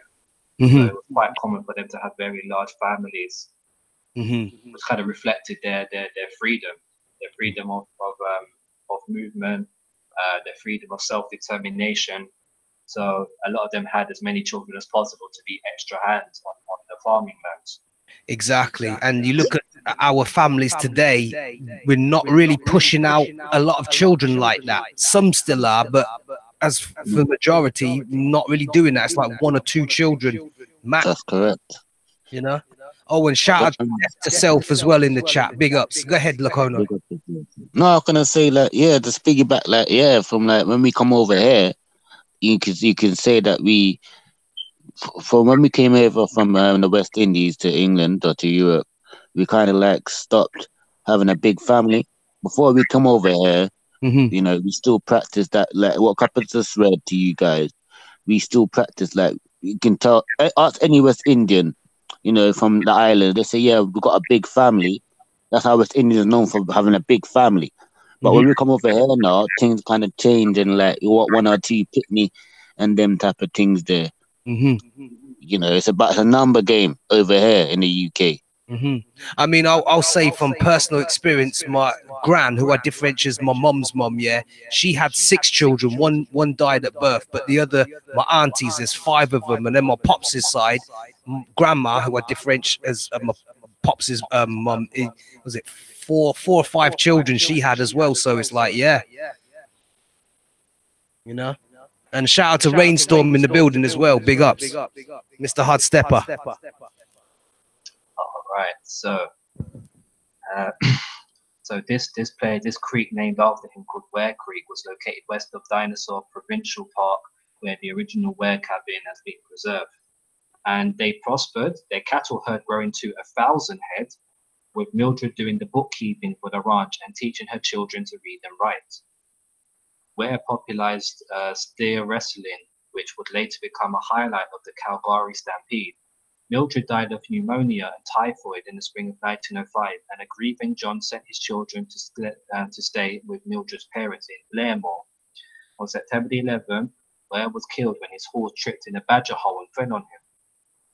His funeral, held September the 14th, 1905 at the Calgary Baptist Church, was the largest Calgary had ever seen. People from all over Alberta and British nobility came out to bid farewell to Alberta's legendary black cowboy, or rather cowman. In an era where roughness, dishonesty, bullying, and lawlessness seemed normal, Mr. Ware showed honesty, skill, hard work, and decency. He was known as a man of unquestioned honesty and agreeable nature, who boasted the rare distinction of never having been thrown from a horse. At rough riding and roping, he was an expert. Ware's regional folk hero status centers on his remarkable horsemanship, strength, good-natured humor, and general kindness, his loyalty to friends and neighbors, and his willingness to take novice cowhands under his guidance. Ware was a man of action and few words, an attribute shared by the heroes of the cowboys of the frontier. John and Mildred Ware's children had no descendants. Their last surviving daughter, Nettie, obtained an honorary doctorate from the University of Alberta in 1982 for her work on the pioneer history of the province. Nettie died on her 96th birthday in March 1989. Wow, that was 1 year before I was born. Wow, look at that. So now we go to James Pearson Beckworth. So James Pearson Beckworth, born James Beckwith, and generally known as Jim Beckworth, April the 26th, 1798, or 1800, Frederick County, Virginia, to October the 29th, 1866 or 67, Denver, Colorado Territory, was an American mountain man, fur trader, and explorer. A mulatto born into slavery in Virginia, he was freed by his father and master and apprenticed to a blacksmith. Later, he moved to the American West. As a fur trapper, he lived with the Crow Nation for years. He is credited with the discovery of Beckworth Pass through the Sierra Nevada mountains between present-day Reno, Nevada, and Portola, California, during the California Gold Rush years, and improved the Beckworth Trail, with thousands of settlers followed to central California. Wow. Look, that last bit you read was very interesting indeed. So, in 1864, Beckworth was hired by Colonel John M. Chivington of the 3rd Colorado Volunteers to act as a scout for a campaign against the Cheyenne and Apache. The territory's campaign resulted in the Sand Creek Massacre, in which the militia killed an estimated 70 to 163 friendly Cheyenne men, women, and children who had camped in an area suggested by the previous commander of Fort Leon, and flew an American flag to show their status. Outraged by the massacre, the Cheyenne banned Beckworth from trading with them. Well into his 60s by then, Beckworth returned to trapping. The U.S. Army employed him as a scout at Fort Laramie and Fort Phil Kearny in 1866. And then we got a book cover with him on it called Mountain Man. You know, I'm just looking at that picture there and the one above, and you know what? I'm just starting to wonder now where they got their image is, and I'm talking about the enemy, where they got their images are for, like, you know, what's that one? You know, the American one, you know, we want you, you know, to go for the army. It seemed very, very similar. Maybe I'm just reaching. I'm just throwing that one out there. But yeah. No, exactly. Yeah. So, yeah. When they're talking about land of the thief and home of the brave, then who are the braves? Well, I don't see the opposition being the braves. It's our people, the brothers in particular, who are the brave ones, because they've got the most tenacity, for lack of better words, to do what they do. You know. Yo, what's good, Michael Robinson? Big ups. So, while guiding a military column to a crow band in Montana, Beckwourth complained of severe headaches and suffered nosebleeds, most probably the result of a severe case of hypertension. James Beckwourth returned to the Crow village where he died on October the 29th, 1866, with unstoppable nose bleeding. William Byers, a personal friend and the founder of the Rocky Mountain News, claimed the Crow had poisoned Beckwourth, as the tribe felt they could not trust him because of his involvement in the Sand Creek Massacre. Byers had no supporting evidence, which made the claims pure speculation. Yes. We know how the enemy likes to twist things. Yep. So, in the 2015 film The Revenant, an unnamed African American is depicted as part of Ashley's 100. Since the chronology of events in the life of Hugh Glass was changed slightly for the film, it is unclear if the quote-unquote African-American show was intended to be James Beckwourth, Edward Rose, a lesser-known black mountain man, or simply a representation of the wider acceptance and equality of blacks on the western frontier that gave rise to historical figures like Beckwourth. Hugh Glass's legendary return after being abandoned and left for dead occurred in 1823, and Beckwourth did not join the expedition until 1824. Yes. Mr. Hotstep, come back again because your signal dipped. Come again. Okay. So if I say Hugh Glass's legendary return after being abandoned and left for dead occurred in 1823, and Beckwourth did not join the expedition until 1824.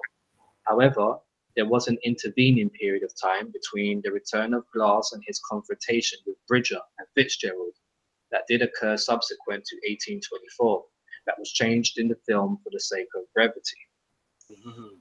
Typical. So here we move on to Ned Huddleston, aka Isom Dart. Look at the original gunslinger. See the two machine. My mum was ready for drama. Anyway, I digress. So, Ned Huddleston, also known as Isom Dart, was born into slavery in Arkansas in 1849. His reputation was a rider, roper, and bronco buster, earned him the nicknames of the Black Fox and the Calico Cowboy.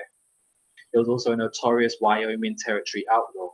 In 1861, 12-year-old Huddleston accompanied his owner, a Confederate officer, into Texas during the Civil War. After being freed at the end of the war, Huddleston headed for the southern Texas-Mexico border region, where he found work at a rodeo, became a stunt rider, and honed his skills as a master horseman. So Huddleston straddled both sides of the law. For a time, he and a young Mexican bandit named Teresa survived as rustlers, stealing horses in Mexico and selling them in Texas. Huddleston later joined a cattle drive heading northwest to Brown's Hole in the Colorado, Wyoming area around 1871. The 6'2" Huddleston briefly found success mining gold and silver, then claimed his partner cheated him out of his earnings. After a tumultuous love affair with a Shoshone Indian woman in 1875, Huddleston joined the infamous Tipco Gang, a cattle and horse rustling outfit of southeastern Wyoming. After narrowly escaping death, he went further west and started a new life as a hard-working man. He changed his name to Isom Dart and made a living as a bronco buster. Isom Dart later returned to Brown's Hole around 1890 and established his own ranch, but local cattlemen suspected he had built up his ranch herd from cattle he'd rustled from the ranches, or from their ranches rather.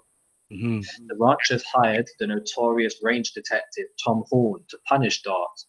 Horn ambushed and killed Islam Darts on October the 3rd, 1900, near Brown's Hole. Public opinion was, and continues to be, divided about Dart's guilt. Some Brown's Hole residents mourned his death, claiming Dart was killed by cattlemen who wanted his land and cattle. They saw Dart as a good-hearted, talented horseman and a top Bronx stomper. Others believed he never completely relinquished his life of cattle rustling and thus remained a menace to the community. And there's Brother Wanagi just put in the chat, Eastern Band, hope I pronounce this correctly, Saponi Catawba clan. Just to shout that one out there. Shout out to Brother Wanagi as well. Oh, and here comes one of the most infamous ones. Oh, go ahead, Mr. Hardstep. Yeah, and shout out to Kate Fair, who's listening and cleaning as well. Big ups to you. Big ups. All right, so now we're on to Bash Reeves. In fact, before you go on, Mr. Hotstep.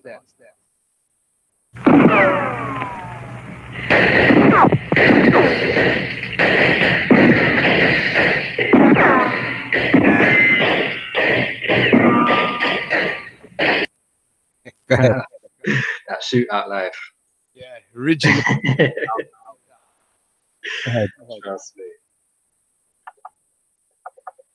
So, they're going to say Bass Reeves, one of the first quote-unquote African-American deputy U.S. Marshals west of the Mississippi. Reeves served in Indian Territory for 32 years. During this time, he killed 14 outlaws and served warrants on over 3,000, including his own son, who was wanted for murder. Wow, didn't know that. Crazy, right? After Oklahoma statehood in 1907, Reeves worked as a patrolman for the police department in Muskogee, where reportedly no crimes were committed on his beat. And as we know as well, for most of the brothers and sisters, this is where you get your Lone Ranger story from, which of course was whitewashed. Yeah, facts. That was what to do with Bass Reeves. Him are the original Lone Ranger. Straight gunslinger. Yeah, I ain't gonna lie, I do still like them westerns now. You know what? I ain't gonna shout out a particular channel out there, but there's a particular channel out there. I'm sure the brothers and sisters in States have got their one, but for the UK brothers and sisters, I won't say all the acronym, but I shall say CM. Alphabet CM. That's all I'm going to say. Don't want to give it too much credit, but go check out that channel and you will see a plethora of these movies because Farmer watches them on the regs. But I digress, Mr. Hudstep. Alrighty, there you go. There's your plug. Alrighty there, good buddy. Partner. George Fletcher.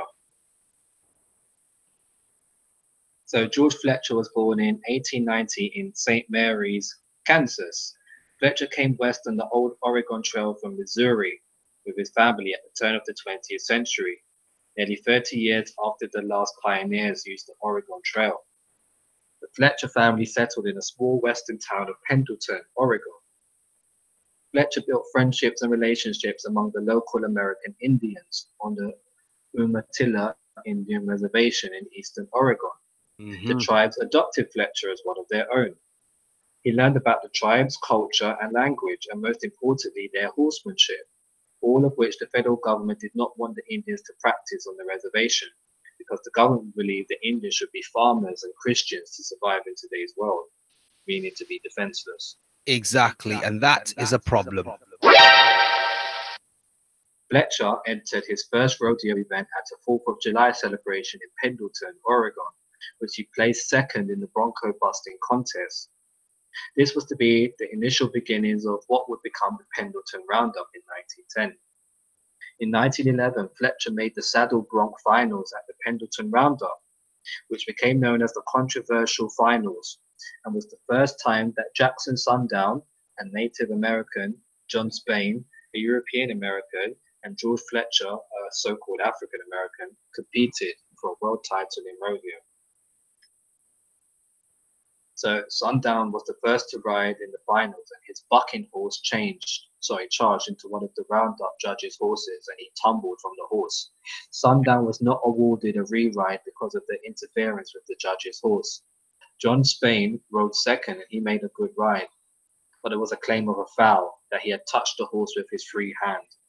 The roundup judges scored his ride despite the protest from the crowd of a foul. Fletcher was the last to compete. He made an outstanding ride and brought the cheering crowd to its feet, but the judges requested another horse for Fletcher. The crowd grew restless as Fletcher mounted his second horse for the finals. The horse buckled wildly with Fletcher before the grandstands and the crowd roared his approval. Within a few minutes after Fletcher's ride, the roundup judges announced Spain first, Fletcher second, and Sundown third. A dissatisfied sheriff, Till Taylor, took Fletcher's hat, tore it into pieces, and sold the pieces to the protesting crowd of thousands.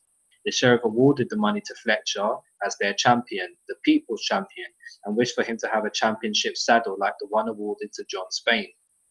Fletcher served in World War I, where he was wounded and ended his career in rodeo.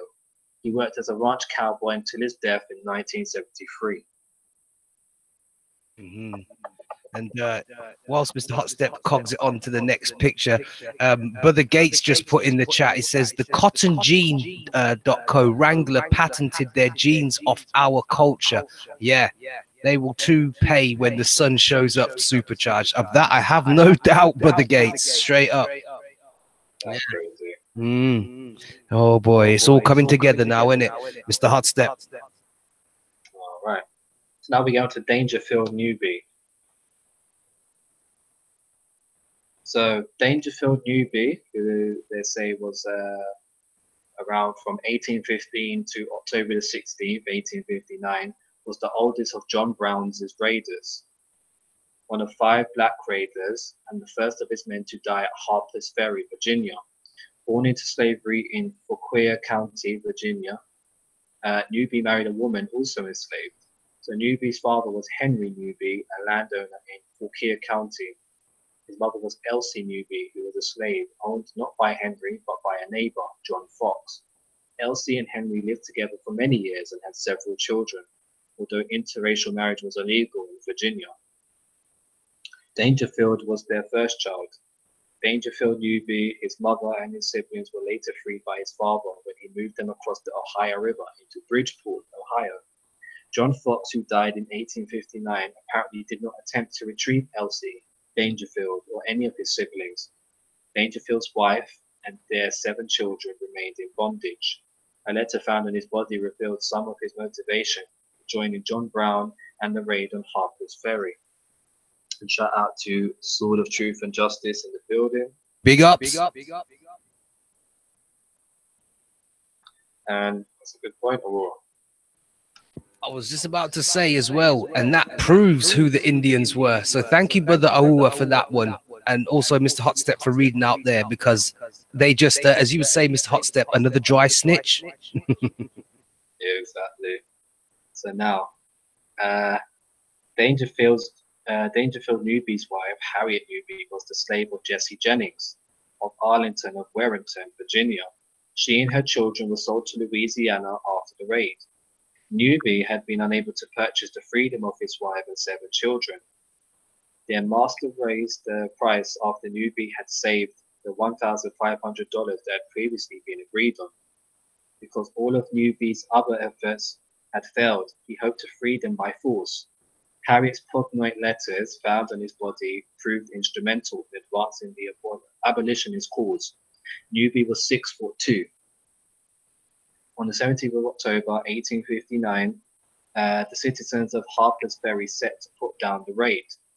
Harper's Ferry manufactured guns, but the citizens had little ammunition. So during the assault on the raiders, they fired anything they could fit into a gun barrel. One man was shooting 6-inch spikes from his rifle, one of which stuck Newby in the throat, killing him instantly. Ooh. After the raid, the people of Harper's Ferry took his body, stabbed it repeatedly, and amputated its limbs. His body was left in an alley to be eaten by hogs. In 1899, the remains of Newby, plus remains of 9 other raiders, were reburied in a common grave near the body of John Brown in North Elba, New York. Wow, what an awful way to be, you know. Wow, that's just oof. Crazy, right? Yeah. So now we are on to Amos Harris. So Amos Harris is said to have been Nebraska's first Negro cowboy. He was reported to weigh between 250 pounds and 300 pounds and was 6'3" tall. He spoke 5 languages, and it was reported that he was born south of Galveston, Texas, on the Brazos River, the son of freed slave parents. He was known as one of God's true noblemen. He carried a rawhide rope, which he himself had braided. He was considered to be one of the best ropers in the Sandhills. Legend has it that he drove 5 herds of cattle up from Texas over the Chisholm Trail to Nebraska in 1878 as a member of the famous Olive Crew. He was reported to be only 15 when he started this trade. It is reported that they drove over 15,000 head of Texas cattle to open range in Custer County and along the Dismal River. From here, Amos Harris began his colorful career as a cowboy in the central counties of Nebraska. It was on one of these trips that he brought and sold cattle to the Ed Cook and Tower Ranch at Ainsworth. On the 1880 census, he was listed as being in the household of Ed Cook, for whom he was working at the time around Ainsworth, Brown County, and around Blaine and Loup counties for various other ranchers. It lists his birth year as 1852 and his parents as being born in Tennessee. His birth date is questionable, unknown even to himself. It was known to be between the 1840s to the 1860s. He was a very cheerful and happy man. The people of the times, bankers, lawyers, lumbermen, editors, farmers, and other people with whom he had a working relationship remembered him as picturesque, courteous, friendly, and happy. In 1887, he married a Negro with whom he had corresponded, Miss Eliza Young, a daughter of R. Young of Bullis, Nebraska. They started their married life on a ranch 18 miles north of Brewster on the Columbus River. They remained on the ranch until the turn of the century, when they moved to Valley County, where Eliza passed away in February of 1903. Mr. Harris later remarried to Elizabeth Jane Fears in 1908. He was 38 and she was 20. She later died under the surgeon's knife. Amos was devastated. In 1904, Amos went to Wheeler County and took a 400-acre claim west of Lake Erickson. He eventually lost his ranch to a homesteader. When Amos would come to Brewster Cafe to eat, he always came in the back door and ate with the cook at the kitchen table. Meals were 25 cents. Amos had been brought up in this tradition from the South. No information is readily available just how Amos met his death, but with violence being such a part of the West, it is rumored that Amos may have died of lead poisoning. One source states that he had died of natural causes. He started suffering small strokes and was in ill health.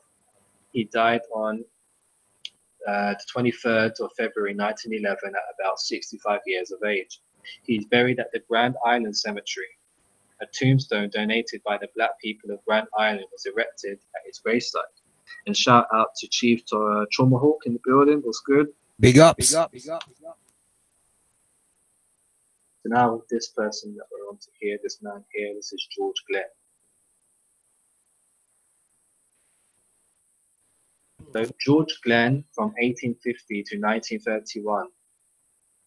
George Glenn, black trail driver, son of Wash Glenn, was born into slavery on March the 8th, 1850, probably in Colorado County, Texas.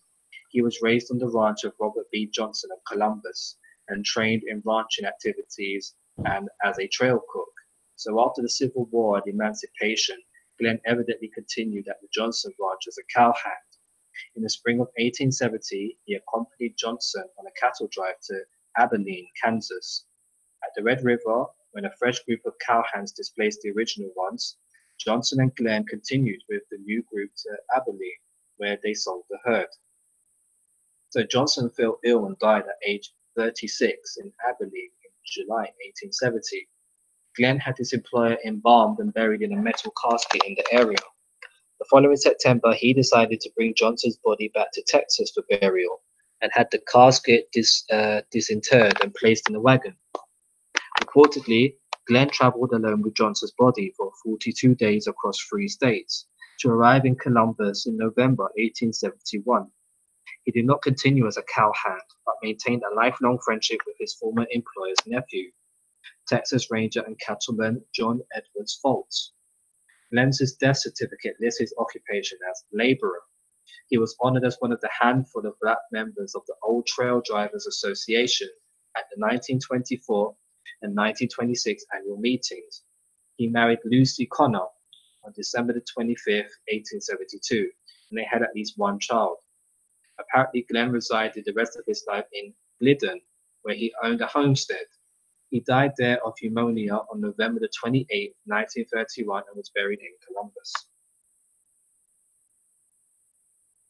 They go on here to talk about this film called The Lonesome Dove. And the storyline of The Lonesome Dove. There, a doctor amputates Gus's right leg. Gus knows that his left leg is septic and he is likely to die, but refuses to let the doctor remove it too. Gus tells Cal, who has come in search of him, to give his money to Laurie to bury him in Texas and to admit that Cal is Newt's father. Cole arranges to store Gus's body in the town over the winter. He then leads the cattle drive to a wilderness lake where the party raises a cabin and a corral. Paul honors Gus's wish to be returned to Texas. Just before departing, Paul gives Newt a pocket watch that belonged to his own father and states that Newt will run the ranch in his absence. The moment is filled with anticipation, but he is incapable of actually calling Newt his son out loud. Paul soon returns to Ogallala. Sheriff Johnson, Clara, Laurie, and the ranch hand Dish live happily together. Dish is enamored with Laurie, but she does not return his affections. When Cole brings Gus's body, she stays and mourns by the coffin all night long. Clara asks Cole to bury Gus at her home, but Cole declines. Clara then berates Cole for the bad effect he and Gus had on each other, blaming their adventures as the reason neither of them could find happiness. After a long journey, Cole arrives at Santa Rosa, New Mexico territory, the town where Blue Duck has finally been captured. Cole visits Blue Duck in jail, where Blue Duck mocks Cole's failure to capture him. While being led to the gallows, Blue Duck grabs Deputy Robert Hofer and throws himself out a window, choosing a murder-suicide rather than allow himself to be hanged. Despite blizzards, a broken wagon, and the loss of the coffin, Cole finally succeeds in burying Gus after a journey of some 3,000 miles. Cole weeps for his friend after burying him, the first display of emotion he has allowed himself since Dietz's death. After the burial, Cole tours Lonesome Dove, reunites with his former cook, Bolivar, and discovers that the saloon owner who once employed Laurie was so heartbroken by her departure that he burned down the saloon and killed himself. As Cole walks out of town, a reporter recognizes him and tries to interview him about his remarkable feats. Cole ignores the reporter's questions, aside from ironically agreeing with him that he was a man of vision. Cole then walks away as the sun sets on Lonesome Dove. No mention is ever made of George Glenn, who obviously is the example for this part of the story. Now we get on to one of the empresses, and this is Mary Fields.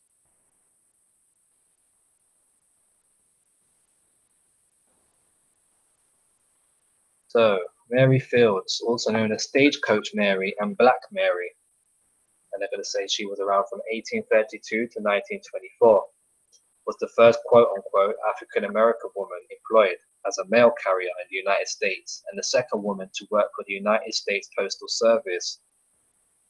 Fields took 6 feet, 182 centimeters tall, and weighed about 200 pounds, 90 kilograms. Liked to smoke cigars and was once said to be as black as a burnt-over prairie. She usually had a pistol strapped under her apron and a jug of whiskey by her side. Born a slave in Hickman County, Tennessee, around 1832, Fields was freed when American slavery was outlawed in 1865. She then worked in the home of Judge Edmund Dunn. When Dunn's wife Josephine died in 1883 in San Antonio, Florida, Fields took the family's 5 children to their aunt, Mother Mary Amadeus, the Mother Superior of an Ursuline convent in Toledo, Ohio.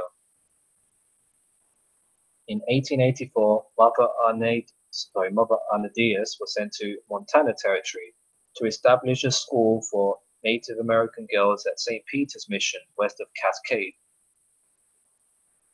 Learning that Arnadius was stricken with pneumonia, Fields hurried to Montana to nurse her back to health. Amadeus recovered, and Fields stayed at St. Peter's, hauling freight, doing laundry, growing vegetables, tending chickens, and repairing buildings, and eventually becoming the forewoman. The Native Americans called Fields White Crow because she acts like a white woman but has black skin. Local whites did not know what to make of her. One schoolgirl wrote an essay saying she drinks whiskey and she swears, and she is a Republican, which makes her a low, foul creature. In 1894, after several complaints and an incident with a disgruntled male subordinate that involved gunplay, the bishop ordered her to leave the convent. Mother Amadeus helped her open a restaurant in nearby Cascade. Fields would sell food to anyone, whether they could pay or not, and the restaurant went broke in about 10 months. In 1895, although approximately 60 years old, Fields was hired as a mail carrier because she was the fastest applicant to hitch a team of 6 horses. This made her the second woman and first quote-unquote African-American woman to work for the U.S. Postal Service. She drove the route with horses and a mule named Moses. She never missed a day, and her reliability earned her the nickname Stagecoach.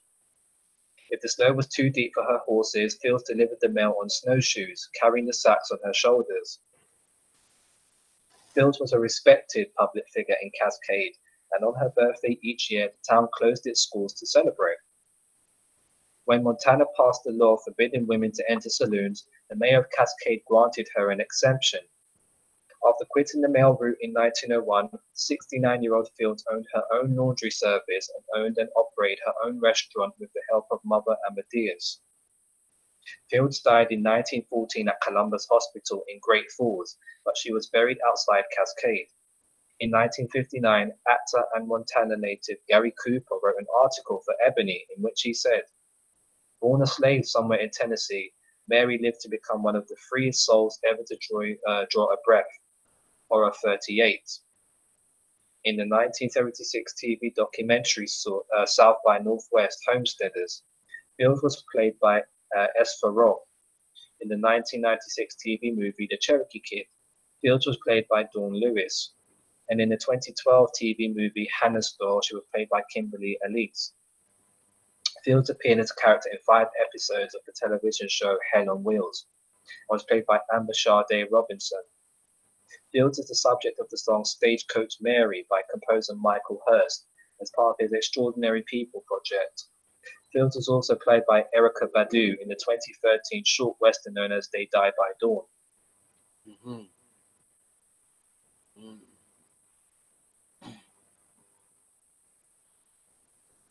Here we've got a picture here, so it says Amos Maytavid, it's Choctaw. We've got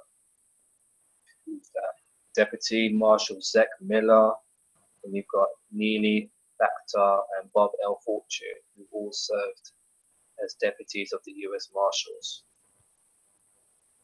This is just more to do with cattle.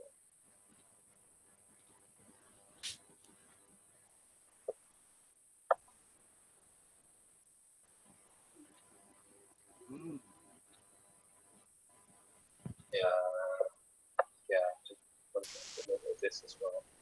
So the introduction of cattle into colonial North America. The cattle were imported directly to Virginia, Massachusetts, New York, New Hampshire, Delaware, and possibly southern New Jersey from the colonizing European countries. Many cattle, however, were brought into the Southwest, Gulf area, Florida, and the Southeast from the Spanish possessions in the West Indies and from Mexico. It also appears that many cattle containing at least some Spanish inheritance were shipped into Virginia, Delaware, New Jersey, and Massachusetts. The initial mass importations of cattle from Europe into the North American colonies ceased about 1640. From that date to the American Revolution, the cattle needs of the colonies were taken care of through intercolonial trade, or through trade with the Spanish colonies in the Western Hemisphere. A few cattle from the French colonies in the St. Lawrence River Valley found their way into the Old Northwest. to get into some of this. The Texas Longhorn. So the roots of the Texas Longhorn go back to the late 1400s. Cattle were not indigenous to North America, but were introduced by gold-seeking Spanish conquistadors. The first Spanish explorers turned their dark, thin-legged, wiry Moorish Andalusian cattle loose on the Caribbean islands.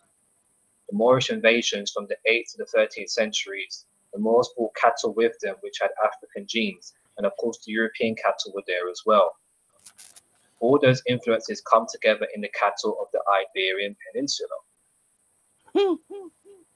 These Andalusians, known as black cattle, also produced Spanish fighting bulls.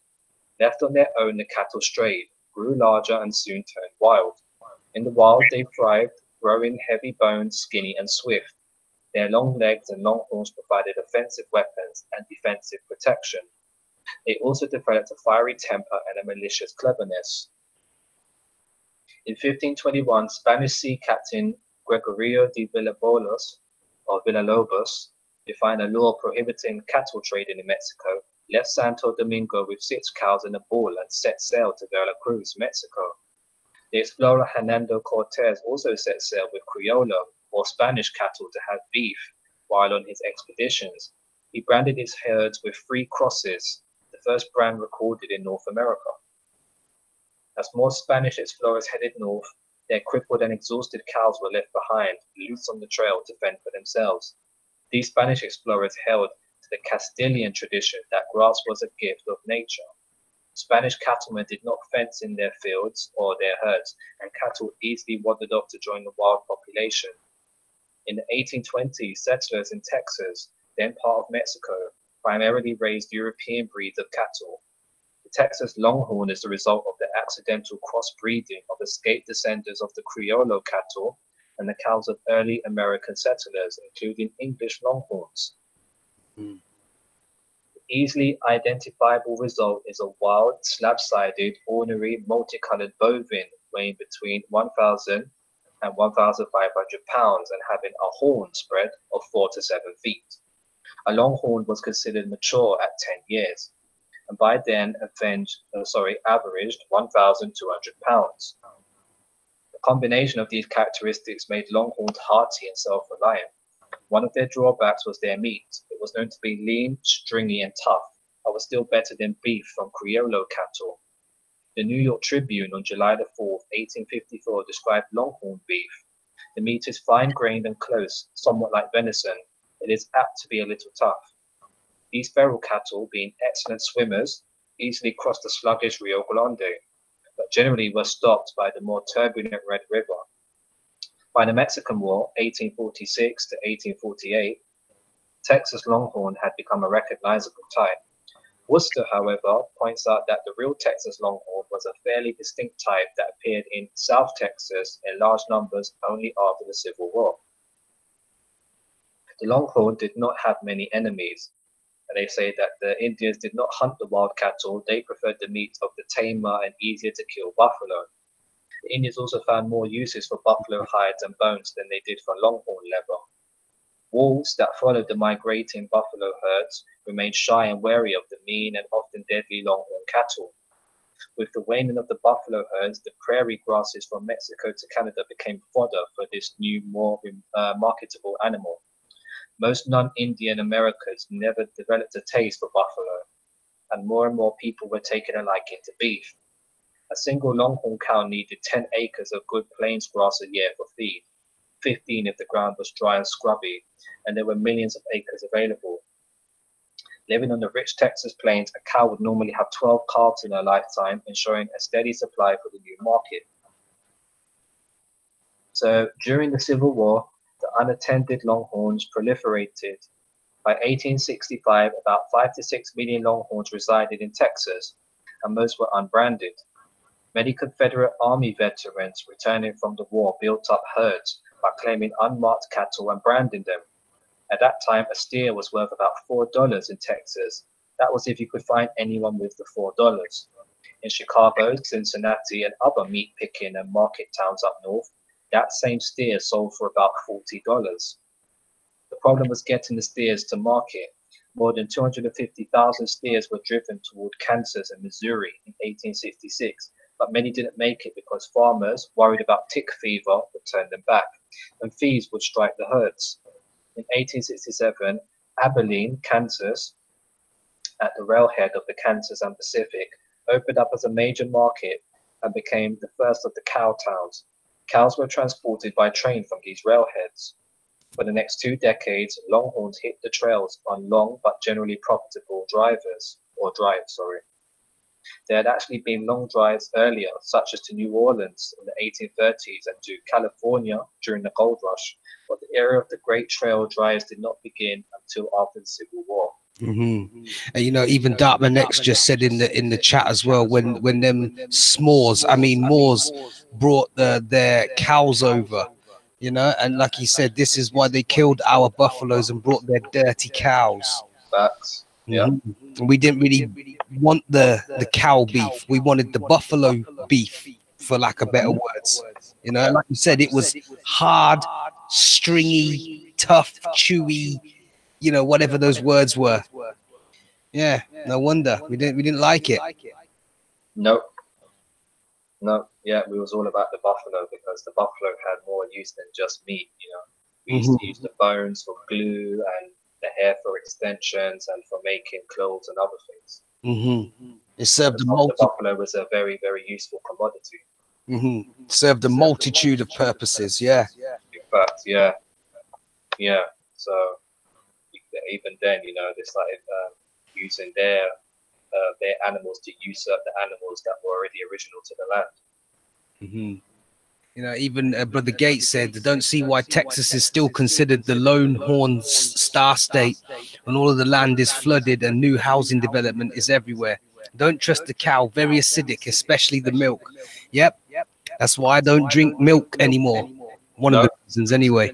And yeah, I never liked it. I never enjoyed the experience of drinking milk as a child. I used to hate it when I used to have, you know, that compulsory full glass of milk that you was expected to drink.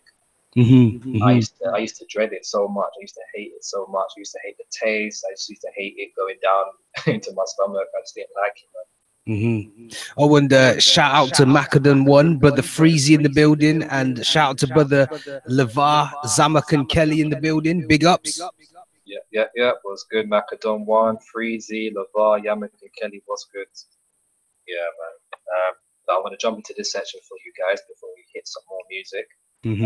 This part is section the cowboy. So to build up herds, cattlemen often hired young brush poppers. For $10 a month plus board, they combed the sagebrush, popping out cattle as they went. After the spring roundup, the cattle herd was driven north. For this dangerous work, a cowboy would earn $30 a month. A drive often covered 1,500 miles and took 4 to 6 months. The hours were long, the conditions brutal, and the dangers very real. The outdoor work, mostly in the saddle, appealed to a certain breed of men, the American cowboy. Unpredictable weather and swollen streams would break up the routine on the trails, and no single word could shake up a cow count quicker than stampede. Every cowboy that ever trailed a herd was concerned about the threat and hazards of a stampede. It wouldn't take much to get the longhorns to run. A yelp from a coyote, the rattling of the chuck wagon's pans, the hiss of a rattlesnake, a cowhand sneeze, the flare of a match. In Frederick Remington's The Stampede, the cause was lightning. Stompede was the old Texian word, and no other cattle known to history has such a disposition to stampede as the longhorns, writes Dobie. In an instant, a calm herd could become a solid wave of nearly unstoppable alarm and panic. Normally, a longhorn steer would not target a man on horseback, but neither man nor horse was safe during a stampede. The steers themselves usually were at great risk. In Idaho, an 1889 stampede led to the deaths of 1 cowboy and 341 longhorns. In Nebraska, in 1876, 4 cowboys tried to head off 500 stampeding steers. Only 3 of the men made it. All that was found of their friend was the handle to his revolver. Another herd took to running when a tobacco shred from a cowboy's pouch stuck in a steer's eye. That unfortunate crew lost 2 cowboys, and a score were injured. Out of their herd of 4,000 head, 400 cattle were killed. One of the worst stampedes occurred in July 1876 near the Brazos River in Texas. Almost the entire herd plunged into a gully. More than 2,000 head were killed or missing. When cattle stampeded, they did not utter a sound, but a cacophony was raised by the clashing of horns and the crashing of hooves. The heat that the massed herd emitted was phenomenal. Charles Goodnight, one of the 19th century's most famous cattlemen, once described how the heat almost blistered the faces of the men on the lee side of the herd. On a hot night, a steer that ran 10 miles might lose up to 40 pounds. There was only one thing, agreed most cowboys, that could be done to gain control of a runaway herd. That was to ride hell-bent for leather toward the head of the herd and get the leaders milling so that the herd would circle around into itself. Cowboys hoped the cattle would exhaust themselves during the process.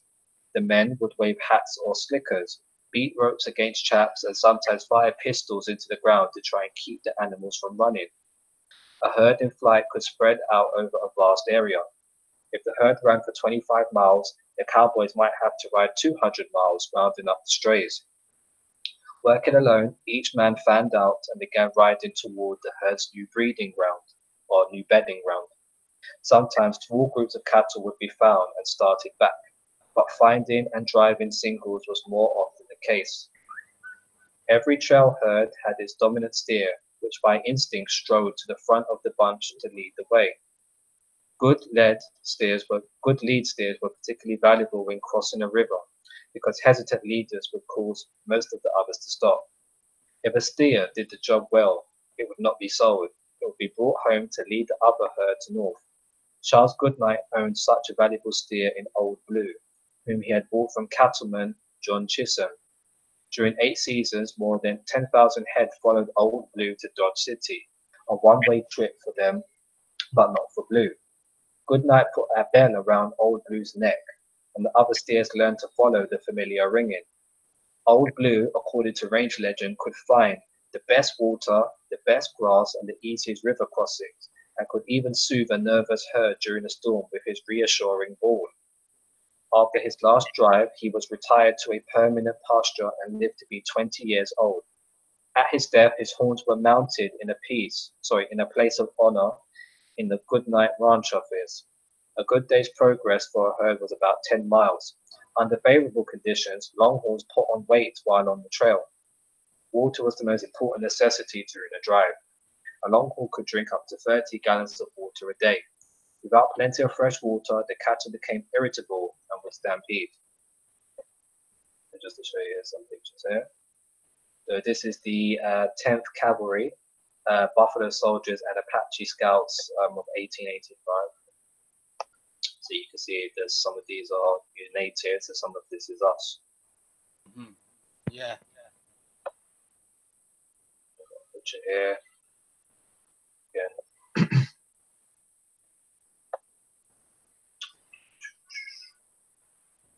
And this is made of buffalo hide, this jacket.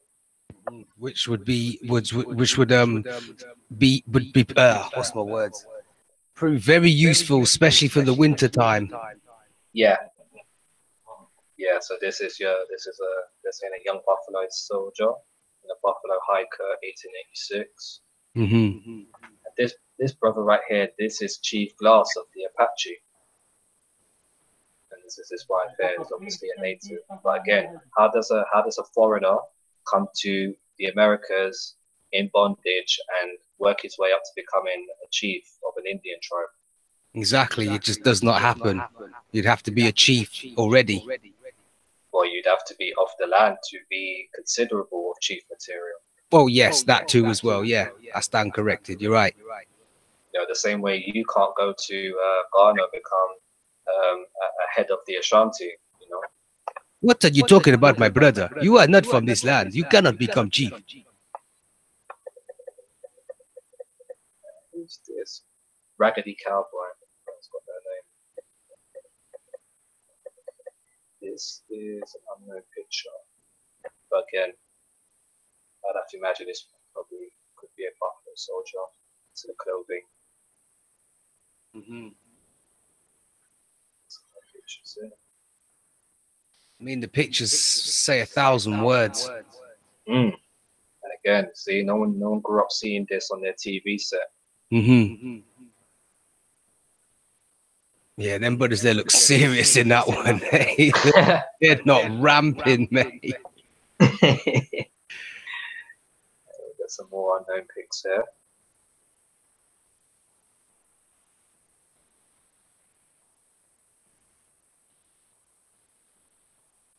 Again, you know, if these people are foreigners to the land, how are they able to make clothing out of the indigenous animals there? What's good to know sell out is just stepped in. Big ups. I mean, the pictures are just, I mean, wow, look at that one there. That's like the quintessential picture, isn't it? Facts. Joseph Sewell. See, look, this is how, you know, this right here, right? So I want people from North America to know as well, right? This is exactly how our ancestors were. Well, I say ancestors, like a long time ago. Basically, our parents, grandparents, this is how they were dressed when they first arrived in this country in the back end of the 1940s. This was the dress code here. This is how they used to dress. They always had the sharp suits, like the mafia type suits, and the hats and the shoes, and the women always had the frocks and stuff like that. Looks typical American fashion. And I love the feather in their hat then. Because I remember one time I was work federal. Those that know what I'm talking about knows what I'm talking about. And I was work federal, and one of my great grandfather was still alive. He said, yo, give me that, David. Give me that sound, man. You know, their style, the federal, the felt, that their style, like what you just, like the gentleman in the picture, right? Like that Nicky Barnes and then like well fitted, you know, 3-piece suits. That's what them like to wear, man, and wear sport, man. Exactly, brother. That's what I'm trying to say, man. This is in 1940s. There was nobody of that pedigree of that time period had heard of a dashiki or a kufi in their life. To be completely honest with you. Exactly. Or an ankh. Yep. Those things were unheard of. They didn't exist to these people. So how is it these people knew none of that stuff? But that's the only thing you know about now. Yes, and that is a problem. Here we go. There's another one here. So I'm guessing this is probably his missus. But again, yeah, that's how the women used to dress, man.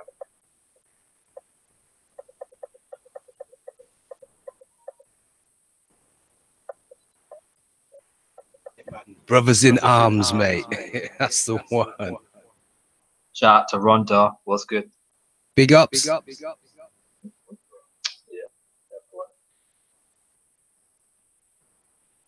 And they're gonna have you think that all these people were runaway mixed Africans. It's lies, but we know these people that sell one bag of heads. Yeah, and here we've got Jim Beckwood, who we already read about Bill Pickett as well. So you know what it is, man. So again, it's just uncovering what's been hidden. So yeah, you know. But yeah, I've been chatting for a minute still, and I feel like some music, so you can hit with a double if you want, Gambler. Okay, as we take a little music intersection, we're going to hit with a little double from the bartender Gambler. Here we go. Sounds of Al Campbell. Listen.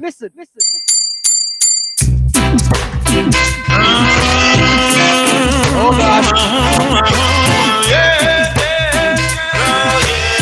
Brother Rainstorm, you're wanted. Here I stand. Yes. Knocking at your door. Won't you let me there? I want to reassure I'm your man. Oh gosh. You haven't changed your plan. You're gonna give me love. Make me that special sing along. Keep me waiting. Don't keep me waiting too long. All and pull up and come again. Hold it.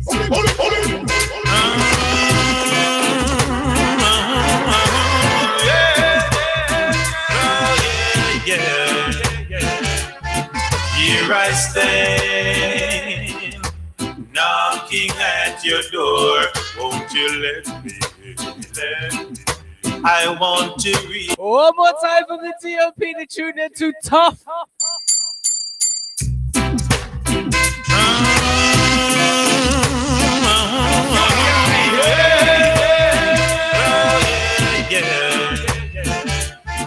Here I stand, knocking at your door.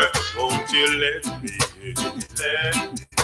I want to reassure I'm your man. You haven't changed your plan. You're gonna give me love. Make me that special one. Don't keep me waiting. Don't keep me waiting too long. Yeah. Just let me be that special person. Oh, the one you love and cling to. Just let me be that special one. The one you love and understand.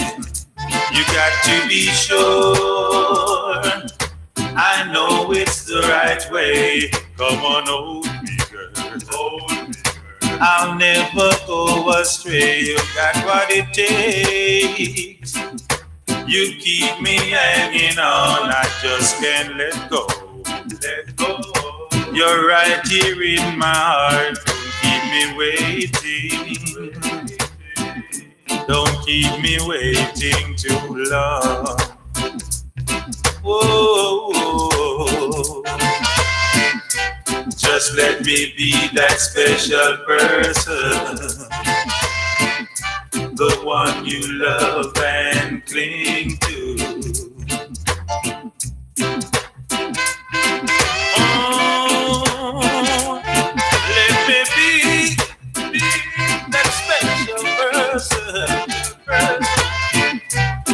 We all know life has its ups and downs. Be a part of love, happiness is what we find. Paradise is just a few kisses away.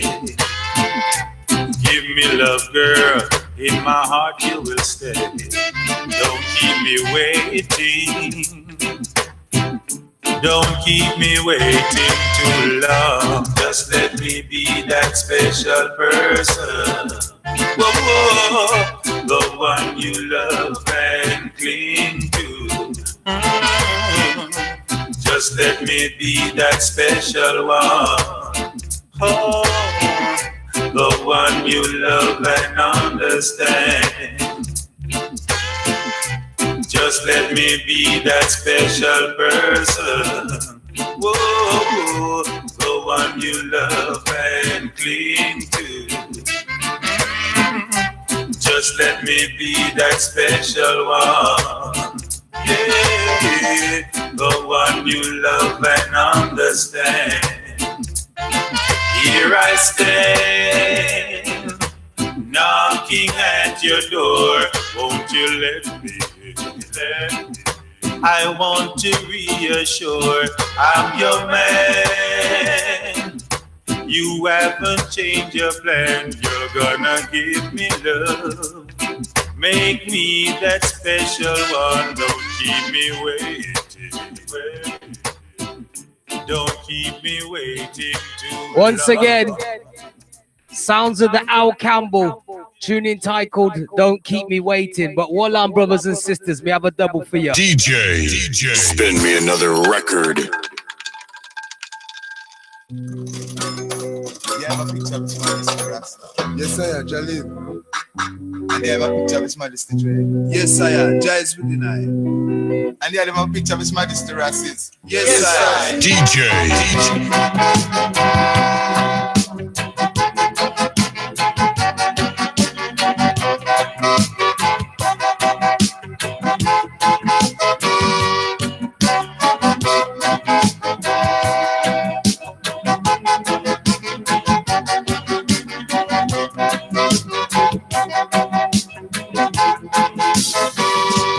In my house, There's a picture on the wall, Rastafari sit up on his throne. In my house, there's a picture on the wall, Rastafari sit up on his throne. All and pull up and come again.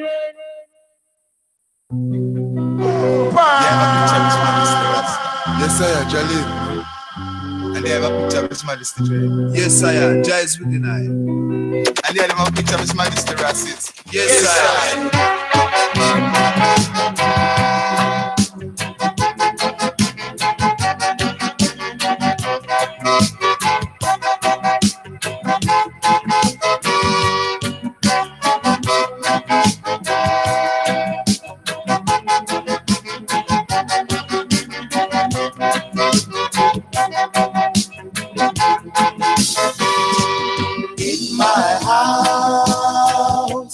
There's a picture on the wall, Rastafari sit up on his throne. In my house, there's a picture on the wall, Rastafari sit up on his throne. Just sit up on the seat of judgment. The red, gold, and green wrapped around him, oh yeah. Sit upon the seat of justice, defending the poor and the weak and the fatherless. In my house, there's a picture on the wall, Rastafari sit up on his throne. In my house, there's a picture on the wall, Rastafari sit up on his throne. Jah ruleth all nations on the earth, oh yeah. The root of David, light of this world, oh yeah. His eyes is red as fire, my picture ain't no liar. Because the whole world see I know, Rasta live forevermore. In my house, there's a picture on the wall, Rastafari sit up on his throne. In my house, there's a picture on the wall, Rastafari sit up on his throne.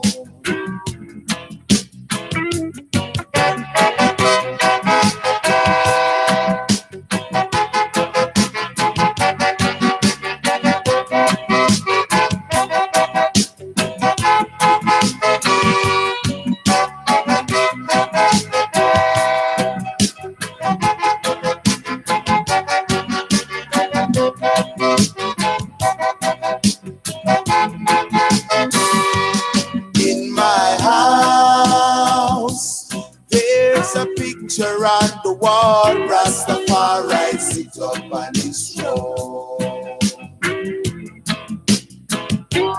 In my house, there's a picture on the wall, Rastafari sit up on his throne.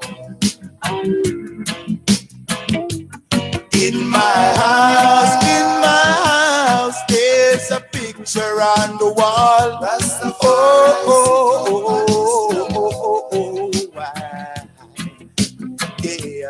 In my house, there's a picture on the wall, Rastafari sit up on his throne. Rasta live, Rasta live, Rasta live forevermore. Rasta live, Rasta live, Rasta live forevermore.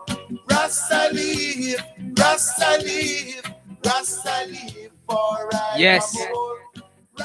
Once again, sounds of the natural heights. Tune entitled Pictures on the Wall. And the tune I did play before that was Sounds of Al Campbell. Tune entitled Don't Keep Me Waiting. Available at all good music retailers and stockists. Go cop it. Yeah, get me. And yes, class is back in session. Mr. Hot Stepper, back to you. Okay.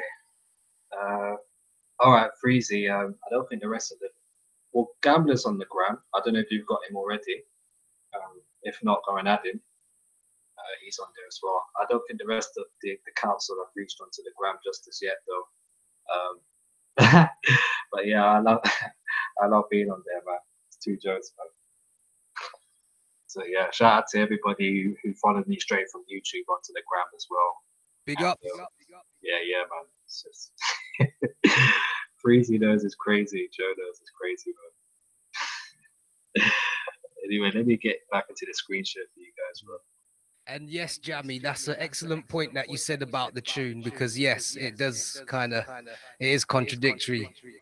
American horns, but saying about Rastafari. But you know, the tune come out at them time there.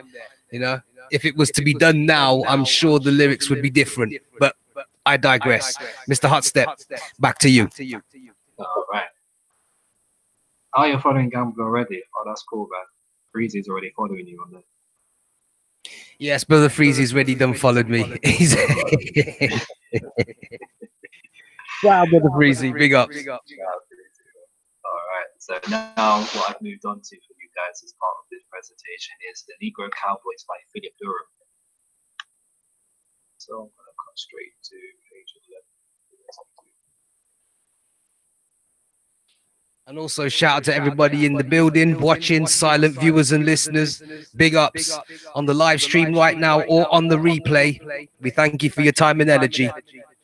And yes, Mr. Hotstep. All right, so we're going to begin with the prologue.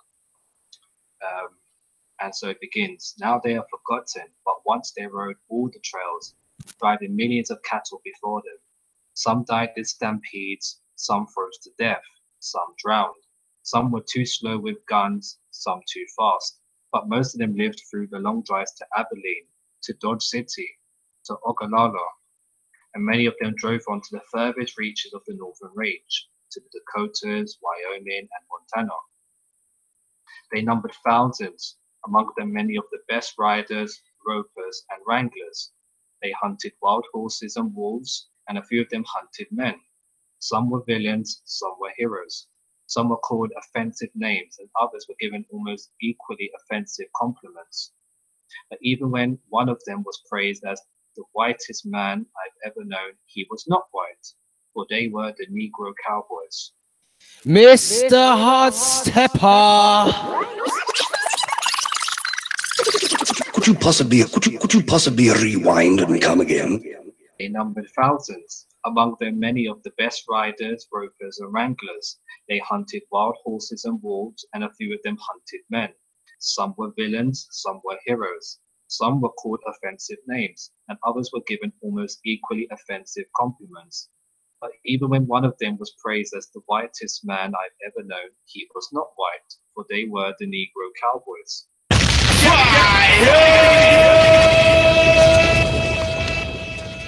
They rode with white Texans, Mexicans, and Indians. All the real cowboys, black, brown, red, and white, shared the same jobs and dangers. They ate the same food and slept on the same ground. But when the long drives ended and the Great Plains were tamed and fenced, the trails ended too. The cattle were fenced in, the Negroes fenced out. Years later, when history became myth and legend, when the cowboys became folk heroes, the Negroes were again fenced out. They had ridden through the real West, but they found no place in the West of fiction. That was peopled by tall, lean, tanned, though lily white under the shirt, heroes who rode through purple sage, made dangerous by dirty villains, red Indians, and swarthy greasers, only occasionally being helped by good Indians and proud Spanish Americans. Even the Chinese survived in fiction, if only as pig-tailed caricatures who spoke a no tiki no washi pidgin as they shuffled about the ranch houses. Although the stereotypes were sometimes grotesque, all but one of the races and nationalities of the real West appeared in fiction. All but the Negro cowboy who had vanished. Typical. Now we get into the move west. So among the cowboys who went up the trails from Texas during the years following the Civil War, more than 5,000 Negroes played a part and did a job, doing no more and no less than cowboys of other races and nationalities. The real story is not about one group alone, but about all the men who conquered the grassland of the Great American Desert, a vast area which suddenly became the Western Cattle Empire. In perspective, that achievement must be seen as the work of many men engaged in a common enterprise. It is best understood as a movement of people driven by economic forces, excited by new challenges and eager for adventure. An observer standing on a rise and watching a herd of cattle being driven up a trail could not differentiate one cowboy from another. He saw only a group of men doing a job in a cloud of dust. Unless he rode down and met them individually, he could not tell whether they were Texans or Mexicans, whites or Negroes. Yet as he watched the cattle pushing north, he was viewing the making of history. This history was made primarily by white Southerners who had worn the uniform of the Confederacy. With them rode men who had fought for the Union. With them too were a number of Mexican vaqueros, as well as an occasional German, Irishman, Englishman or Swede. But more numerous than Northerners or foreigners, frequently among the most capable men in the crew, were the Negro cowboys. There had always been Negroes in the West.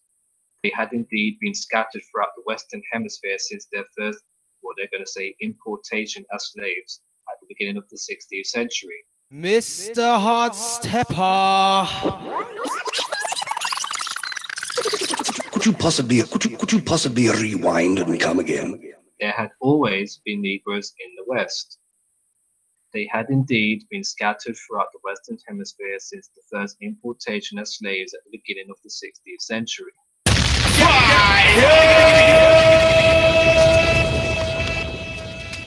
Estevanico, a Spanish slave from the west coast of Morocco, was a member of an unfortunate party of 400 explorers who landed near Tampa Bay in 1528. After a series of disasters, all of the party were lost except Estevanico, his master and two companions, who were marooned on the Texas coast, so this would be a Negro-European. They were enslaved by Indians and spent 7 years freeing themselves and making their way across Texas and Mexico to the frontiers of New Spain. Once there, they told stories they had heard of the 7 cities of Cibola, and their reports were directly responsible for the Coronado expedition. Estevanico continued his explorations, discovered the pueblos of New Mexico, and was killed by the Zunis in 1539. More than 200 years later, Negroes and Negro Indian families helped to found what is now the largest city in the West. Their settlement was established to grow food for the military, and it was called El Pueblo de Nuestra, Senora La Reina de Los Angeles. Negroes and descendants of Negroes were literally among the first families of Los Angeles, just as they were among the first settlers in the Spanish colonies of New Mexico. Negroes also took part in American exploration of the West. Lewis and Clark commanded the first official attempt to extend the geographical knowledge of our continent, and Negro went with them. Clark's slave, a man named York, accompanied the expedition from the time it hoisted sail near the mouth of the Missouri River in 1804 until it returned in 1806 after having crossed the Rocky and Bitterroot Mountains and pushed to the mouth of the Columbia River. Nearly 42 years later, a free Negro, Jacob Dodson, accompanied John C. Fremont and his 1843 expedition to search for a new path through the High Sierra. Another free Negro, Saunders Jackson, joined Fremont's fourth expedition in 1848. Yeah, that's true, Frazee. It's not clear really which type of Indians are they talking about. Exactly. And the first Say that again. And as Rhonda just says, the first settlers, that's highly questionable. And yes, that does raise a red flag. Several Negroes ranged through the Rocky Mountains searching for beaver. One was James P. Beckwith, sometimes Beckworth, who we just read about, the son of a white father and a Negro slave, who in 1823 was the blacksmith for General William Ashley's 3rd Brigade. In time, he became one of the most famous of the mountain men, as well as a famous storyteller, his exploits rivaling those of Kit Carson and Jim Bridger, with both of whom he associated. During the last years of his life, he was a chief among the Crows, earning new fame as a warrior and horse thief. Even his early death before the middle of the century was a subject of legend. It was said that his own tribe poisoned him, using a poison so deadly that not even his own powerful medicine, a bag containing a hollow bullet and 2 oblong beads, could save his life. Edward Rose was another such mountain man, a morose, moody misfit of mixed blood and lawless disposition, who eventually joined the Crow tribe and abandoned civilization entirely. Explorations of Lewis and Clark, Fremont, and the Mountain Men helped open the way to Oregon. Ironically, although Negroes participated in these expeditions, they were early barred from the Oregon frontier settlements. Many of the first settlers of the Willamette Valley were Southerners, and while they could not change the ruling of the 1843 Provisional Constitution that prohibited slavery, they added a provision in 1844 which expelled all the Negroes and mulattoes. So in that same year, when George W. Bush, a free Negro, joined an expedition to Oregon, he was refused settlement there. Whoa. George W. Bush? Yep. That would be senior is talking about. Or the grandfather. No, this is an actual Negro. He was called George W. Bush. Oh, sorry, my bad. Yeah. Please continue. I'm sorry. Yeah. No, it's cool. Yeah, when I first read that, I was like, say what now? Yeah, I was sorry, my bad. People, my apologies. Mr. Hotstep, back to you. No worries. Where was I? Okay, so he moved north to Puget Sound and took up a homestead where he lived the rest of his life. One of the early settlers, he helped later arrivals with interest-free loans of grain and other foodstuffs, assisting hundreds of white newcomers to survive their first months on the new frontier. Another free Negro worked at the start of the Oregon Trail in Independence, Missouri. There, Hiram Young operated wagon factories and engaged in a general blacksmithing business, at one time employing more than 50 men on 25 forges. He also owned and employed slaves. After 1848, many travelers of the Oregon Trail turned south to California, where gold had been discovered. Yeah, Darkman, I think that is what they're saying. You know what? I might even just try and go quickly open up the dictionary. Which one do we want? Merriam-Webster?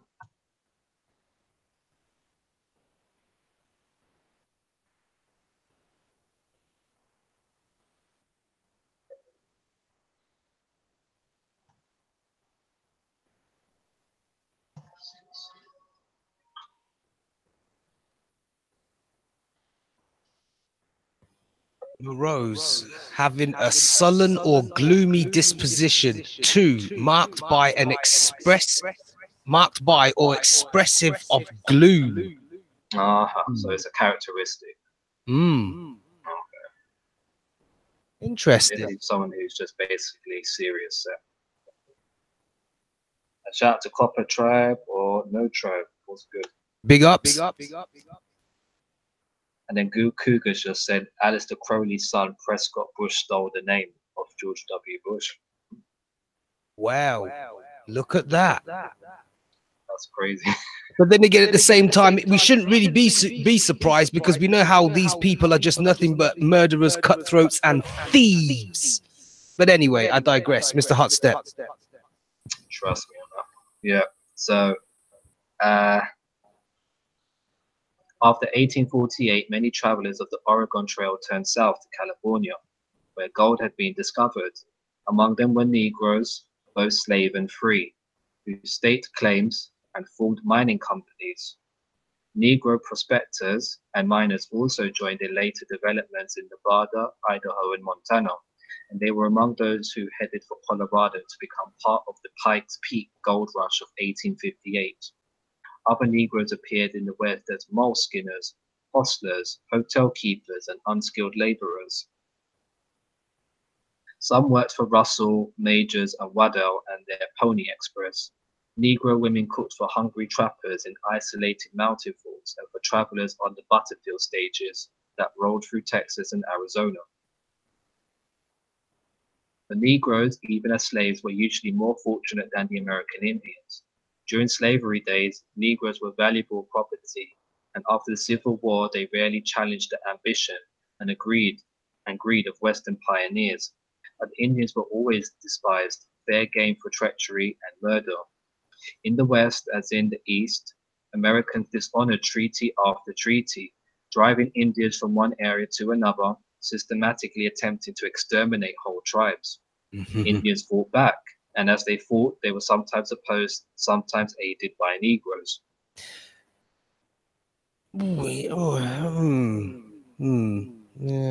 Yeah, I'm not too sure about that, but anyway.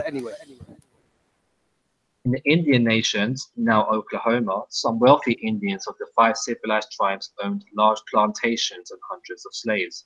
Others became slavers, kidnapping and selling Negroes down the river. Still, others lived with Negro friends and relatives, learning together to make a new life in the West after their violent removal from ancestral lands in Florida, Georgia, Alabama, and Mississippi. Some of the Seminole Indians, for example, rode with Negroes all the way through Texas to take up land in Coahuila province in Mexico. There, under the command of John Horse, the son of an Indian father and a Negro mother, a band of about 100 Negroes joined with Seminole and Kickapoo Indians in campaigns against Mescalero and Comanche Indians. And you know what as well, Hot Step, you see when you read some of these accounts here, you see how they're very tricky with their use of words, because they say the Americans killed the Indians, but we know that the Indians is us. And then with the help of certain Negroes, that'll probably be your sellouts. I won't say coons because we know about the raccoon tribe, courtesy of DMX. But yeah, at the same time, you see how they say that these people here very tricky, you know. But I digress. Yeah. Yeah, it's true, and because Indian a lot in literature has become an umbrella term, just like African could mean anybody. It could mean an Indian who was declassified. Indian could also mean you could still be talking about a Negro, or it could be talking about a native. You know, that's the problem with a lot of the words and the context as well. Because like even with that piece that you just read there, he said it was an Indian man with his Negro woman. Well, I'm like, well, hold on a second. We was classified from, or reclassified, should I say, from Indian to Negro, and whichever order it goes, it doesn't really matter too tough. But you know, yeah, very red flaggish. Anyway, please continue. Yeah. So Jigaboo means Indian too. Didn't know that. Okay. Yeah, it does. Yeah. You learn something new every day. Most of these racial slurs, like I've savored this, but obviously most of these racial slurs, they're not talking about foreigners that they stole from somewhere else. Let's just put it that way. I know one thing. If any person calls me a jigaboo, now I know what it means, but I know that they'll be using it in derogatory terms, for which of course they'll be met with resistance. Trying to keep it PG for the show, but yes, resistance. Yeah, I think it's a more appropriate way to say that, because I could really say something, but we'll save that for the Kono Corner. But back to you. So in Texas, as white settlers occupied new lands, both they and their slaves suffered from Indian reprisals. As early as 1839, Indians killed a Negro hauling lumber between Bastrop and Austin. Another died in the same year when his surveying party was raided. Comanche raiders killed 11 more Negroes the next year and carried off several as prisoners. So I'm starting to think these are your $5 ones. Yes, the $5 pretendians, we shall call them. Yes. So from 1839 until long after the Civil War, Texas Negroes fought against Indians. I'm thinking these ones weren't one and the same. Yeah, you see, once again, the wordplay, very tricky. This is why I say, brothers and sisters, when Arawak chat revision episode comes up and Mr. Hotstep gives out these links, please take your time and read through these things carefully and what's the word? Discern for yourself, because the wordplay can be very slippery like an ice slope. But I digress. Exactly. $4.98. Yes, if you will. $4.98. But some became renegades, riding with Comanches, sometimes leading attacks on white settlements. One Negro was with an Indian raiding party that attacked the Hoover family in 1861. Another was with the Indians who raided the Friend home in Llano County, Texas in 1866. A big Negro led a party of 35 Indians that killed rancher George Hazelwood and fought against Hazelwood's cowboys in 1868. So again, if Negro and African are synonymous, how does an African get to go to a foreign land and start leading the quote-unquote original people? Exactly. He was perhaps the same one who in 1868 led an Indian attack on the Ledbetter Salt Works in Shackleford County. Still another Negro led a band of more than 40 Indians in surrounding the Duzzle Cattlemen and Cowboys near the borders of Young and Palo Pinto counties, not far from Fort Belknap, on May 16, 1869. He sat on a large rock well out of gun range and commanded his forces in their attack. He and his Indians hurt the cattlemen badly, killing 3 and seriously wounding 5, but they were forced to retreat when the besieged group was relieved by a rescue party summoned and led by a Negro cowboy. References to Negro renegades are not uncommon in accounts of Indian fights in the West and Southwest. Some of these renegades were themselves part Indian, usually Seminole or Creek, but occasionally part Comanche or Sioux. Some had been captured as children and raised in the tribes. Others deserted from the army, fled courts-martial, or merely went over the hill. So again, if you go to my page on the gram, I've got a clip from the Wild Wild West, which kind of embodies this section right here. Such men, particularly if they have long army experience, made invaluable allies for the Indians.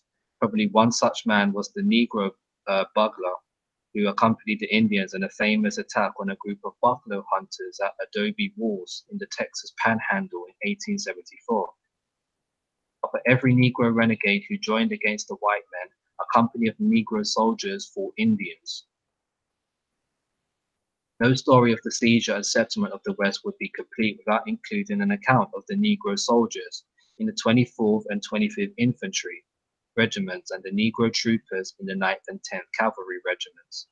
Organization of Negro regiments in the regular army was first authorized in 1866. During the Civil War, 178,975 Negro soldiers wore the blue uniforms of the Union armies, and Negroes took part in 449 engagements. More than 38,000 were listed as killed, wounded, or missing in action. With such a record, Negroes proved their effectiveness as soldiers, and the federal government prepared to use them. Congressional Act of July 28, 1866, later modified by supplementary legislation in 1869, established 2 Negro infantry regiments and 2 Negro cavalry regiments.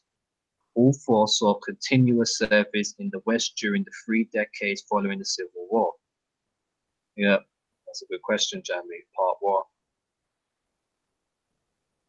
Negro infantry served in both Texas and the Dakota Territory, and Negro cavalry fought in almost every part of the West, from Mexico to Montana.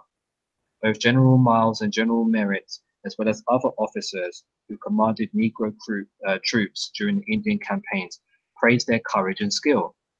I have always, wrote General Merritt, found the colored race represented in the army obedient, intelligent, and zealous in the discharge of duty, brave in battle, easily disciplined, and most efficient in the care of their horses, arms, and equipment. The story of either cavalry regiment alone would be an exciting history. The men were carefully picked, held to high standards of physical fitness and mental alertness, and were commanded by some of the Army's best white officers. 3 Negroes graduated from West Point in the years before 1900, and a few Negroes were commissioned as chaplains, but all other officers were white. The men took quickly to the routine of fort and camp, maintained excellent morale, and proved to be excellent soldiers. Because few of them had received more than a smattering of education, a company commander's biggest problem was training men for the inevitable War Department paperwork. The men believed that wearing the army uniform was a privilege and an honor, and they equaled and sometimes surpassed white troops in the field. Their desertion rate was lower, court-martial record better, and general physical fitness superior. During the years before the Spanish-American War, troops of the 9th Cavalry served in Texas, New Mexico, Kansas, Oklahoma, Nebraska, Utah, and Montana. The 10th Cavalry served in Kansas, Oklahoma, Texas, New Mexico, and Arizona. Negro troopers fought against Comanches, Apaches, and Sioux. They fought against Crazy Horse and his warriors, and they captured Geronimo. The Indians called the Negro troopers Buffalo Soldiers because of the similarity between their tightly curled hair, generally short, and that of the buffalo. And if these people were Africans, why would they be called Buffalo Soldiers? Exactly. The white soldiers called them the brunettes. The War Department knew they were efficient. Frederick Remington posed a rhetorical question, will they fight? And he answered it himself.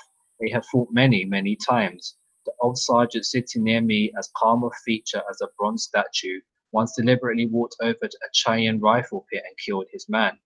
One little fellow near him once took charge of a lot of stampeded cavalry horses when Apache bullets were flying loose, and no one knew from what point to expect them next. These little episodes proved the sometimes doubted self-reliance of the Negro. Negro soldiers and troopers were also called to keep the peace among white cattlemen and settlers. When Billy the Kid was trapped in a burning building in Lincoln, New Mexico, Negro troops surrounded him. When settlers tried to preempt lands in the Indians' nations, and when Sooners tried to sneak into Oklahoma Indian lands before they were officially open for settlement, Negro cavalry stopped them. When Wyoming cattlemen started the Johnston County War, only to find themselves outnumbered and pinned down by angry settlers, Negro cavalry rescued them. Soldiers helped to make the expansion of the cattle empire possible. Sometimes with their help and sometimes without it, cattlemen drove through Kansas and Nebraska to the Dakota Territory, or through New Mexico and Colorado to Wyoming and Montana. And with the Texas cattlemen came the Negro cowboys. These cowboys crossed the Red River and the Cimarron to ride the streets of all the early cow towns. So again, Cimarron, what does Cimarron mean? They stood in the saloons and slept in the jails. They fought Indians and other cowboys, and some of them were buried on Boot Hill or in unmarked graves along the trail.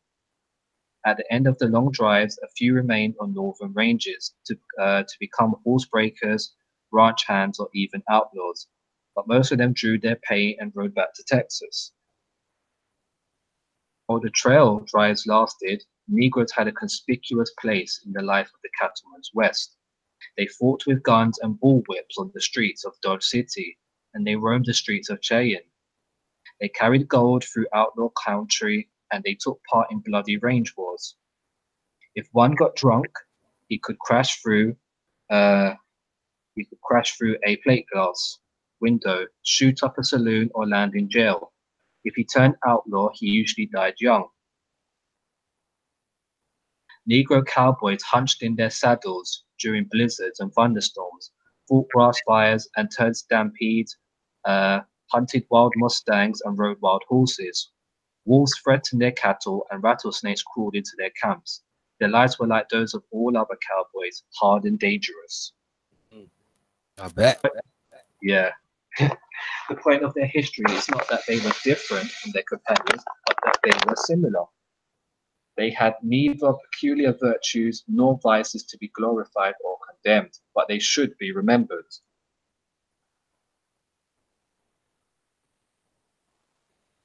Now we get to chapter 2, slaves on horseback. But one of the early Negro cowboys has been forgotten, and his name will probably never be recovered. He was a slave and a rather poor cowboy, hardly worth a place in history, but because he was inefficient, even lazy, he made his master famous.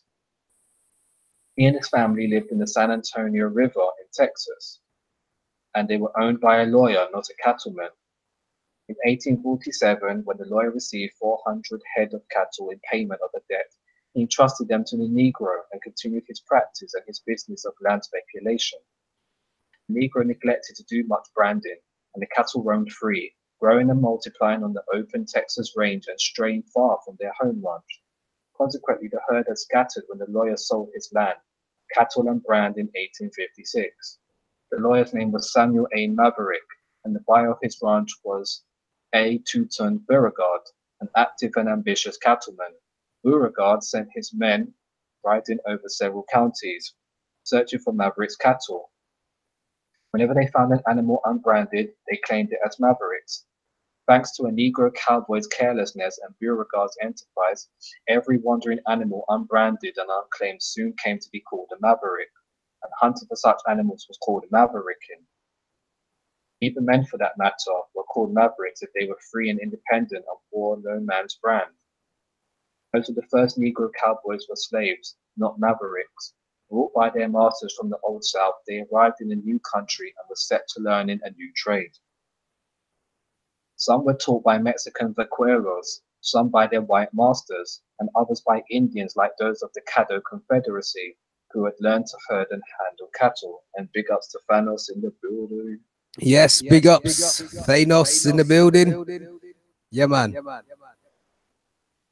At the beginning of the 20th century, when old cattlemen and cowboys talked of their youth, they remembered how their parents had moved to Texas with families, goods, cattle, and slaves. One slave, for instance, came with N.M. Dennis and Joe Dennis, who left Arkansas in November in 1845, with their wives, 17 children, 1 ox wagon, and 500 hogs. 2 of the older boys and the slave made the trip on foot, driving the hogs through days and nights so cold that the poorly clad Negro nearly froze to death. 2 of the hogs did freeze. More slaves came with William G. Butler's family from Mississippi at a time when Texas was young and raw, and the bad man seemed ever ready to get the better of the good man because there were more of them. Another settler described a trek made by his family in 1852. He remembered the start for Texas, father and mother, 12 children, and 7 Negro slaves, traveling in covered wagons, each drawn by 2 yoke of oxen. R.T. Mellard recalled that his father had been a Mississippi slaveholder, so impressed with the vast possibilities of Texas that he sold his farm on the Pearl River, loaded his family and slaves in buggies and wagons and started. So came many of the pioneer cattlemen, bringing with them their wives, children, and slaves, as Texas colonists had done ever since the Austins father and son had promoted the colonization of Texas. Some of the colonists speeded their start in the cattle business by trading slaves for stock. George Reynolds told of coming to Texas in 1847 when he was 13. His father purchased a large herd of cattle, paying in part with a Negro girl, valued at $1,000, and given the difference in gold. And George F. Hines wrote, "We lived in Caldwell County until the fall of 1856, when my father sold a likely Negro woman to Major Fields for stock cattle, and we started west to grow up with the country." Certainly the country grew rapidly, just as it had been growing for more than a decade before Mr. Hines sold his Negro woman. When Texas entered the Union in 1845, it had about 100,000 white settlers and 35,000 slaves. By 1861, when Texas seceded from the Union, it had more than 430,000 white settlers and 182,000 slaves. Settlement was almost entirely east of the Pecos River and south of the Dallas-Fort Worth area. Although many of the settlers and most of the slaves were on plantations, growing and chopping cotton, many worked in the cattle business, where it has been estimated that nearly 4 million cattle grazed on the Texas range at the start of the Civil War. Ranchers living west of the US's river employed comparatively few Negro slaves as cowhands. One reason was that proximity to Mexico and an established local population assured ranches of adequate numbers of skilled vaqueros, long experienced with ropes and branding irons. Still another reason was that the same proximity to Mexico made escape attractive. Across the border, slaves found sympathy and refuge, and despite all precautions, thousands of them escaped to freedom in Mexico before the Civil War. So again, thousands of them got away, but they told you they took them from somewhere else. Red flag. Even slaves as far north and east as Austin thought of Mexico as the promised land. As early as 1845, the Houston Telegraph and Texas Register reported the escape of 25 Negroes from Bastrop. They were mounted on some of the best horses that could be found, and several of them were well armed. It is supposed that some Mexican has enticed them to flee to the Mexican settlements west of the Rio Grande. There must have been many such enticements, for by 1854, the Austin State Times estimated that more than 200,000 Negroes had escaped to Mexico, an impossibly large estimate. 200,000 of them got away. To the east of the Nueces River, vaqueros taught other cowboys to operate in the heavy coastal brush. Here, really wild cattle ranged through bleak, rough country. And here, men nearly as wild did the roughest work cowboys can do. While men on easier ranges hunted wild cattle with catch dogs and neck oxen, the dogs trailing and baying the cattle and the neck oxen leading in roped outlaws, cowboys in the brush country rode in alone, roped wild cattle in scrub thickets, and led out what they had roped.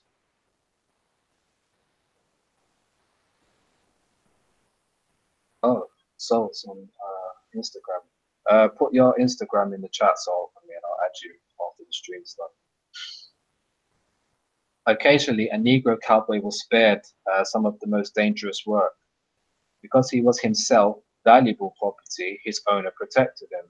Therefore, white blockbusters frequently were hired to ride bucking outlaw horses. They sat in dangerous saddles, taking the shots of bucking, sometimes bleeding from nose and mouth, sometimes fainting, risking rupture, mutilation, or death, while expensive Negroes watched from a coral fence. But obviously, we know that the Negroes were doing most of the bucking. Exactly. So thus, Abel Shanghai Pierce, a white cowboy who became one of the greatest of the early cattlemen, was only 19 when he was hired by Bradford Grimes in 1853 as a bonk buster on Grimes's ranch near Palacios. He was paid $15 a month.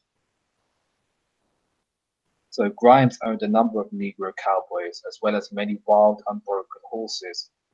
One day in 1853, when Grimes and Pierce were working with an all-Negro crew of cowhands, they started to break a particularly unruly stallion. A Negro roped him, and Abel Pierce held the stallion.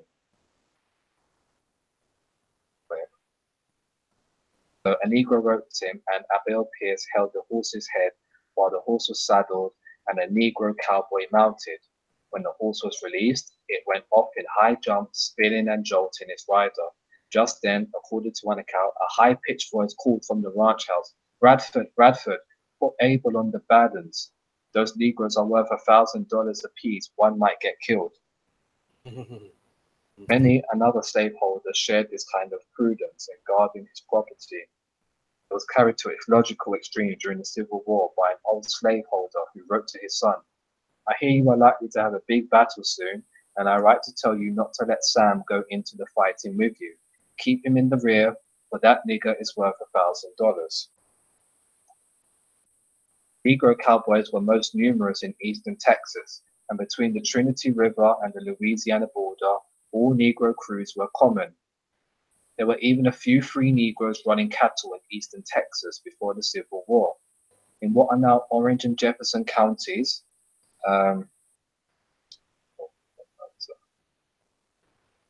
In what are now Orange and Jefferson counties, for instance, Aaron Ashworth, a free Negro, owned 2,570 head of cattle in 1850, a herd larger than that of anyone else in his county.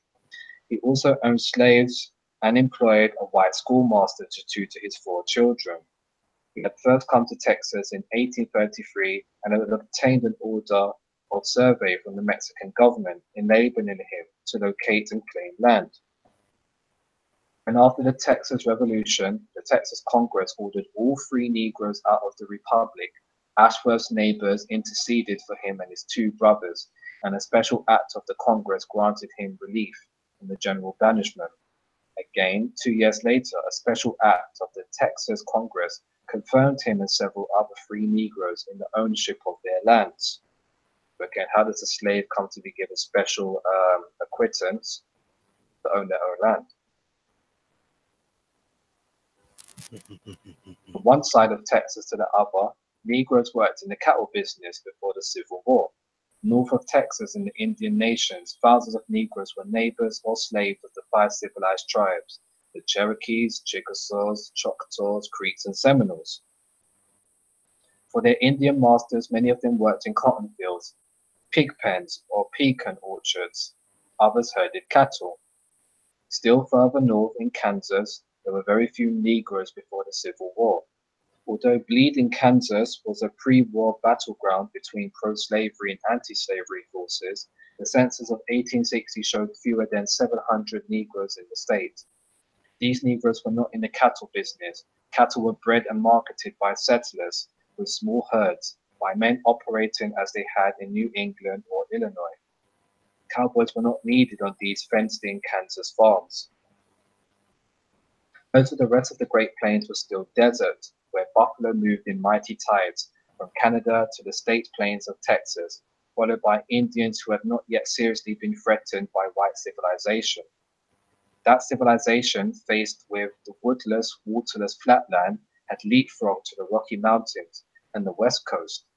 Covered wagons had driven through to Oregon, California, Utah, and Colorado, with hardly a stop along the way.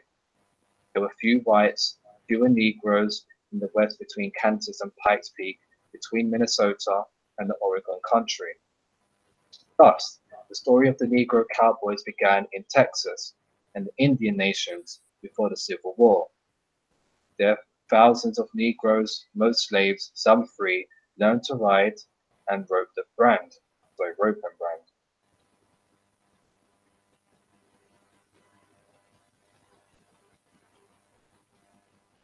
Now we get to chapter 3, Free Men and Wild Cattle. So while Negro slaves and white Texans learned to handle cattle, their masters and employers looked for markets. To the west lay the sparse settlements of Mexico, New Mexico, and Southern California, already supplied with native stock. To the north, 1,000 miles of unsettled plain. To the south, Land's End, the Gulf of Mexico. Shout out to Diaspora L. Big ups. Only possible markets lay to the east, but to drive through Louisiana meant losing cattle in almost impassable country, and driving toward Arkansas or the Indian nations meant pioneering in unknown country and fighting Indians and lawless whites. Many ranchers, despairing of a market for beef, slaughtered some animals for their hides and tallow and let the rest multiply.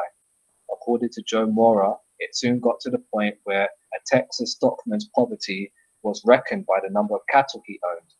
The more he had, the poorer he was. Some drivers did go through Louisiana in 1842, but the hardships along the way and the low New Orleans prices discouraged followers. 4 years later, a herd of 1,000 head was driven to Ohio and sold as feeding stock to local farmers. In 1856, a few drovers reached St. Louis, where they realized a moderate profit. And in 1857, P.R. Mitchell, with 3 others, gathered 1,200 steers in southern Texas for a drive to Chicago. With Mitchell rode a Negro cowboy known as Big Mouth Henry because he was a great singer and could almost charm a bunch of longhorns. Helped by luck and Big Mouth Henry's voice, Mitchell drove through Arkansas and swam the herd across the Mississippi some 25 miles above St. Louis. 2 decades before the Civil War saw other attempts to sell cattle. Some daring cattlemen risked the 1,500-mile trek to the California gold fields. The few who made it sold their stock for high prices, but their success attracted few imitators. Others tried shipping stock from Gulf ports to New Orleans and Mobile, but high freight charges ate up their profits. One steamship company, the Morgan Line, loaded on as many of these cattle as could be crowded between decks, when other and more profitable freight was lacking. The company itself paid for these and sold them in New Orleans and Mobile, but the freight charged to anyone outside the company was so prohibitive that it precluded all private shipment. Plantations of Cuba could use beef if it were cheap enough, and now and then a shipload of longhorns was sold in Cuban ports. Selling cattle by fits and starts was unsatisfactory. Texas herds multiplied, moving out over broad ranges, and Texas Negroes, their population swelled by steady importation of new slaves, also increased until Texas became one of the great slaveholding states. Most of the Negroes worked on cotton and sugarcane plantations, tending crop that could be shipped profitably from Gulf ports. Much of Texas prospered on the eve of the Civil War. Then John Brown raided Harper's Ferry, and Abraham Lincoln won the election. Secessionist sentiment grew, winning over the opposition of Governor Sam Houston. On March 2, 1861, Texas seceded from the Union. 3 days later, it voted to join the Confederacy. 1 month later, it was at war. Although some Texans joined the Union forces, more than 50,000 fought for the South, serving through battles at Mansfield, Chickamauga, the Wilderness, and Gettysburg. Oh, this reminds me of a scene in Friday, where that quote-unquote white guy, delivery guy, knocks on the door, and then Craig answers the door, and then as he's signing for once he's signing for the delivery, I think the delivery guy asks him,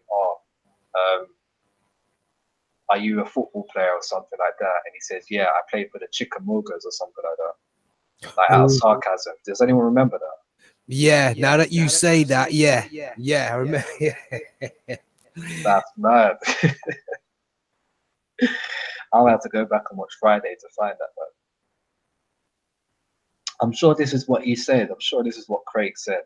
I play for the Chickamaugas or something like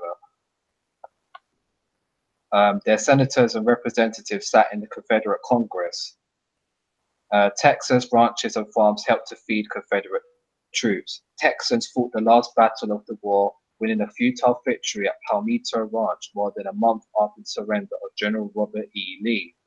Though Texas never suffered the horror of having great battles fought on its soil, and though no Union army marched through Texas to the sea, firing buildings and laying waste the countryside, the end of the war found the state bankrupt and demoralized.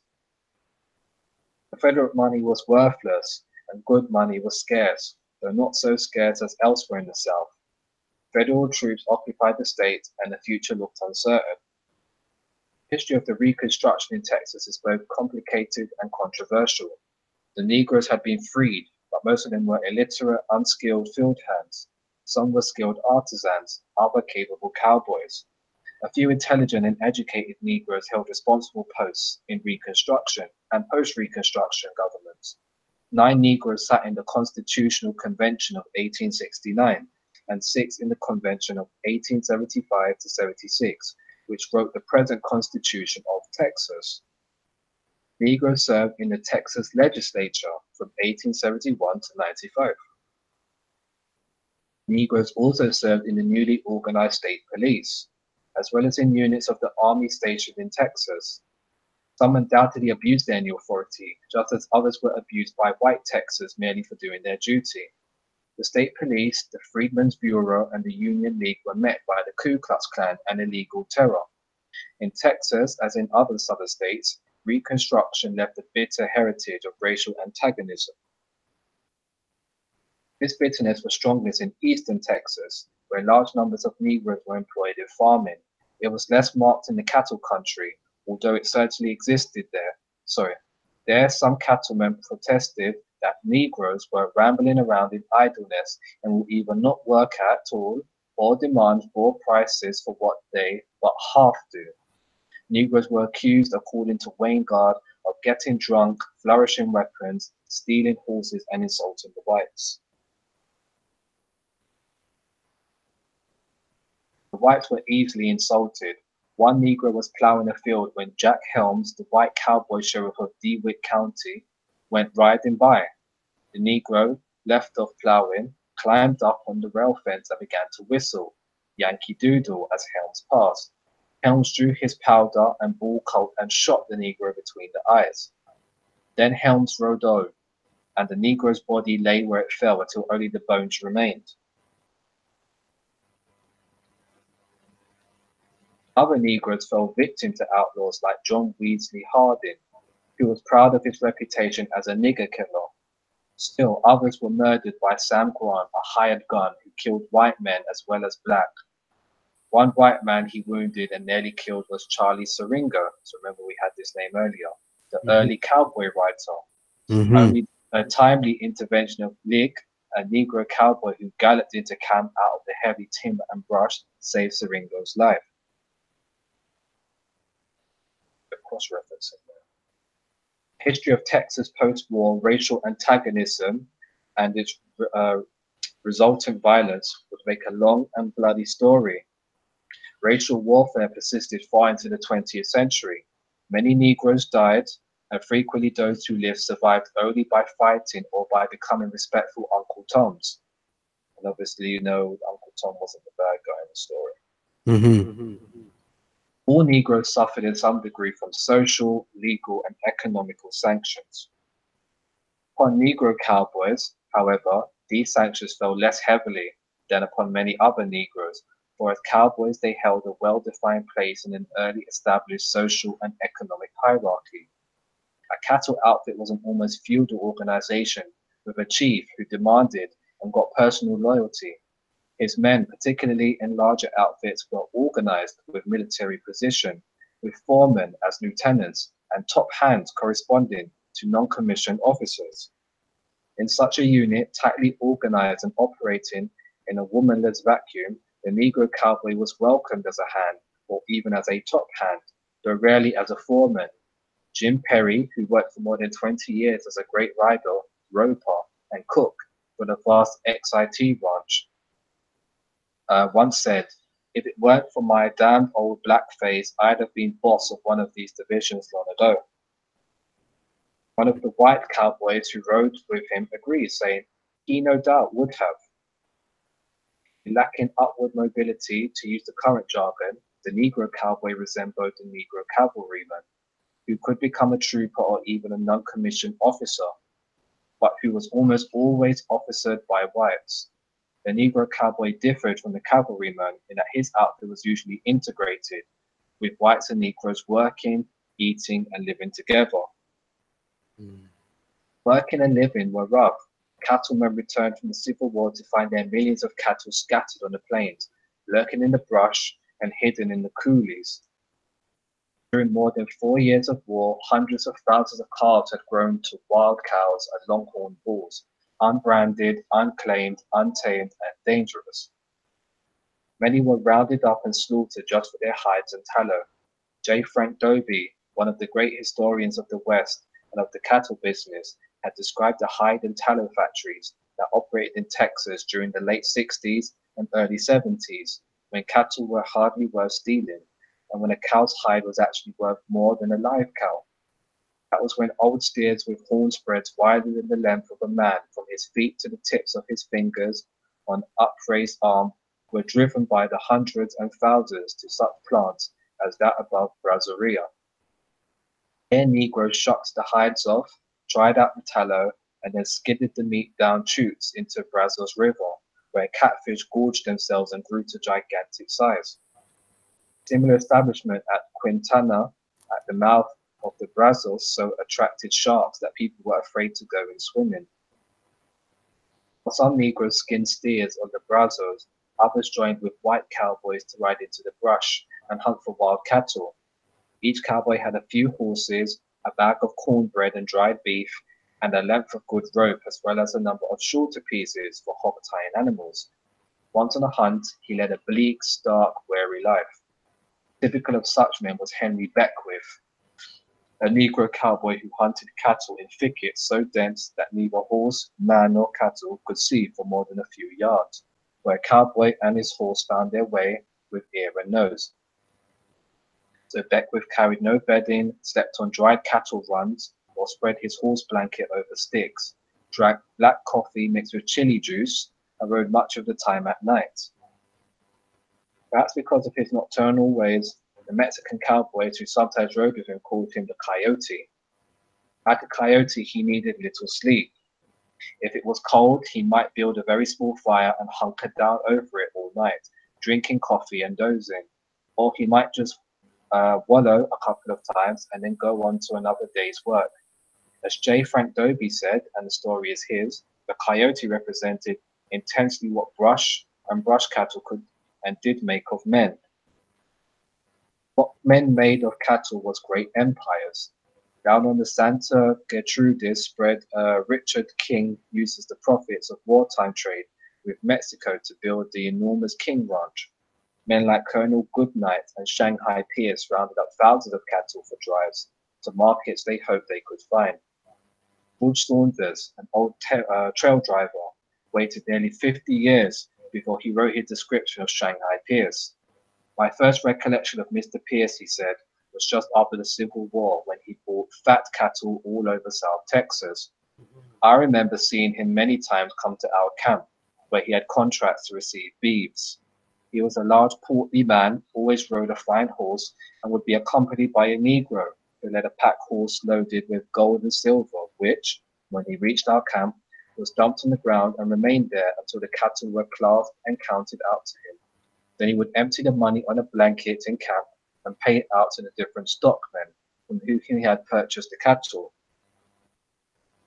Charlie Siringo also remembered Shanghai Pierce, for he visited Shanghai's headquarters near Matagorda in 1871.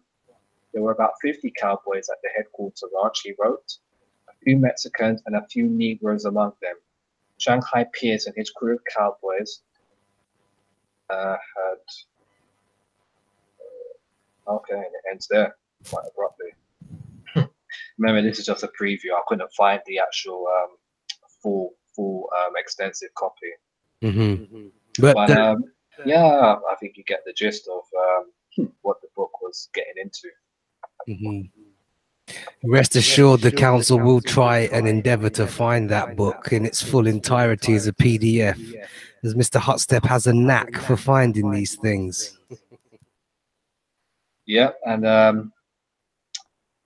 think we're going to cut it there for this particular segment. Obviously, there's much more to show you. There's much more in store. But yeah, as usual, I just wanted to kind of touch with a part one and just kind of really go through the motions of the subject, just to give everybody a feel for it. So yeah, this has been your Arawak Chat episode 13, part one of Go West, looking at the impact and the influence of the so-called, Negro, the copper-colored original man and woman of AMER'ICAN, and their significance to the shaping of the so-called Wild West. You know, Mr. Hotstep, I'm finding that there's a pattern going on with these lessons. They always seem to be going into two-parters just because of the simple sheer magnitude of data that you come across. Yeah, I've definitely been stepping it up, man, as of Fate 2019. So yes, I find myself going away and really going through everything and anything that I'm able to really get hold of nowadays. So yeah, a lot of these have unintentionally become two-parters now. Exactly. And brothers and sisters, that's one of our commitments at the ICCC, to endeavor to give you sheer amounts of data. And this is why you're getting these Arawak chats in part 1s and part 2s. And Hey, I would even probably say down the future there might be even a 3-parter. Who knows? But that's the thing. Mr. Hot Step is him digging. He's digging in the crates and he's pulling out them gems. That you can definitely be assured of. Yeah, you know. So again, I've enjoyed getting into this subject as well. I know this would be something that everybody could relate to. Not that the other episodes people can't, but you know, I know everybody has, you know, really fond memories of the Western shootouts and stuff on TV that, you know, our folks always watched, and we could never quite understand why they loved these Indians and these cowboys so much. But obviously now we have a very strong understanding why that is, because they were watching themselves. You know, even though these Indians were played by people that were not us, but they, you know, the people, they still understood. You know, that was their narratives. Unsubconsciously, they understood this. Definitely.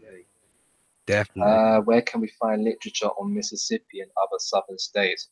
Archive would be your best website for that, archive.org. To be honest, this is where I find a lot of the stuff that I present to you guys. You know, it's free. A lot of the PDFs and material on there you can download within PDF formats. But I would say get a free account on there as well. And you can borrow books in there as well. You can borrow 5 at a time, because some of the books you can't download, you're going to have to borrow them to read them, and you get about 14 days per book. But, you know, once that 14 days has expired, you can kind of sneakily just borrow the book again for another 14 and do it that way. But, yeah, archive.org, that'll be your best bet. And there you have it, brothers and sisters. See, we at the council, we give you the information. We give you it for free. We don't charge none of that. No. And hold tight, Joseph Cooper, as well, because I don't think I've seen you on the channel before. Big so up. Shout out yourself, bro. For real. As I say, we give out the information for free. We don't charge. That's not the point of what I'm getting at. We do this for our people and our children to come, because the truth must be brought to the light, and it is anyway. Everyone's doing their part, you know. This whole collective of the originally community, for lack of better words, everybody's towing the line. You get me? All hands on deck. So again, I want to just shout out the council first and foremost. You know, big up all of you still. Yeah, that's a good look, no sellout. You'll love it. Trust me. You should find some stuff on there within the first 5 to 10 minutes. Shout out to everybody who came through in the live chat.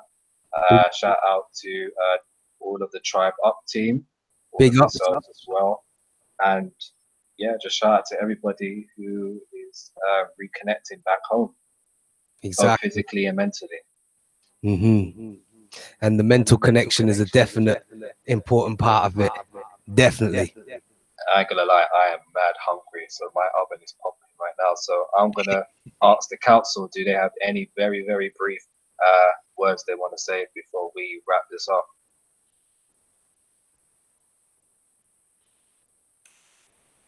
I think Mr. Inca and Miss Copper Fox are probably busy, no doubt, but they've probably got us in the background whilst they're doing whatever.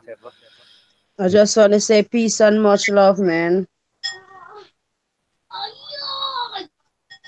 to everybody in the chat, and thanks for coming out again once more, chilling with the ICC. Straight like that. Straight like that.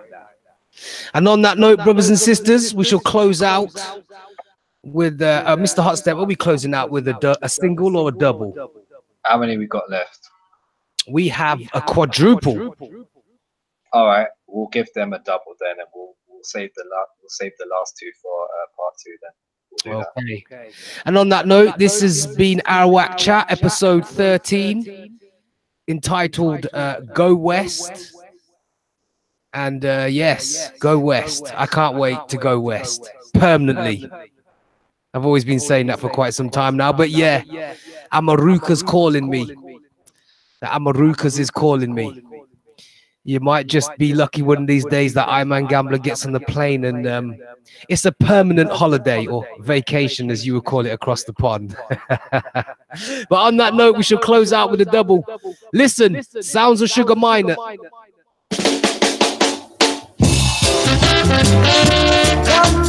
Hold on. Oh God. Come now, not yet, come now. Come now, not yet, come now. Let us live forever. Try to live forever. Yes, brother Frazee, I want to come home. Trust me, brethren, I want to come home, you know, because I've been home in 1992 and I didn't want to leave. Why was that? Because I was home. Listen.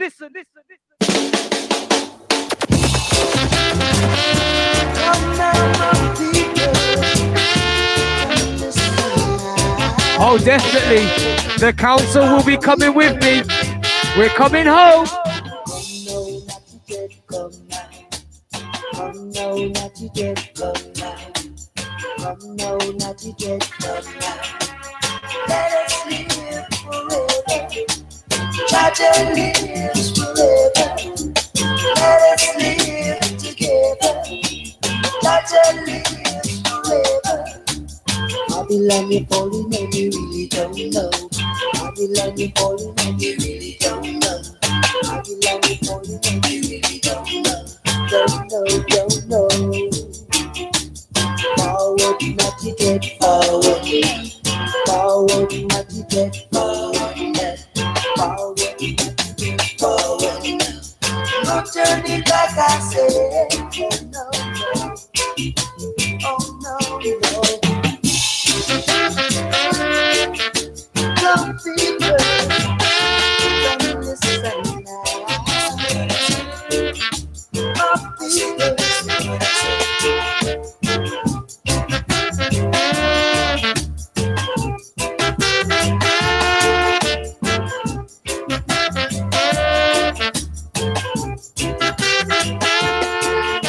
So go down, Babylon, go down. Go down, Babylon, go down. Go down, Babylon, go down. On your knees, I say. Hang on, not to get, hang on in there. Hang on, not to get, hang on in there. Hang on, not to get, hang on in there. Love in there. So it's a long time, you know, have no nice time.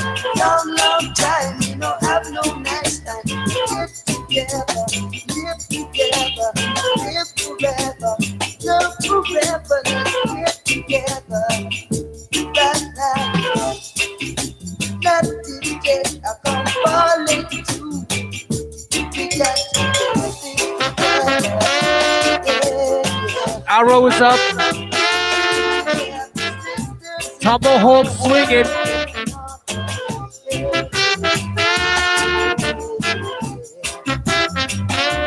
It's all good, brother Frazee. You don't know. Sounds of the Sugar Minor. Tune entitled Hang On Natty. But hold on. DJ Gambler, have a double for you. DJ, spin me another record.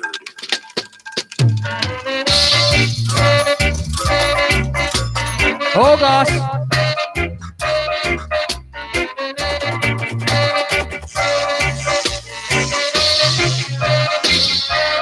I used to stop and think it over.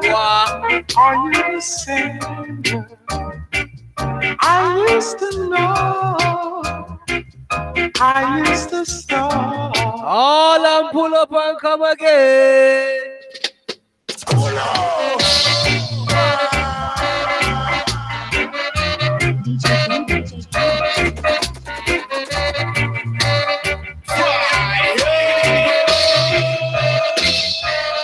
I used to stop and think it over. Are you the same girl used to know, I used to stop and think it over. Are you the same girl?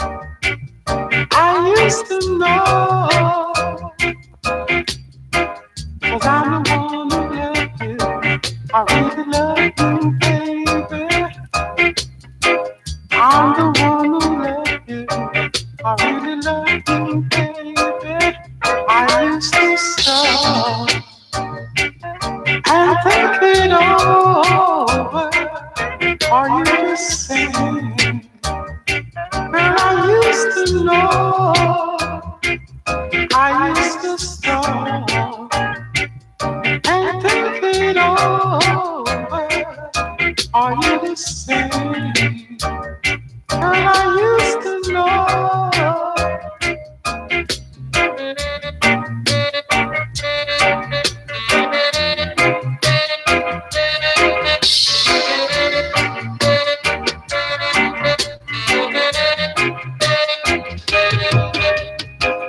I'm the one who love you. I really love you, baby. I'm the one who love you. I really love you, baby. And I used to stop and think it over. Are you the same? Girl, I used to know. I used to stop and think it over. Are you the same? Girl, I used to know.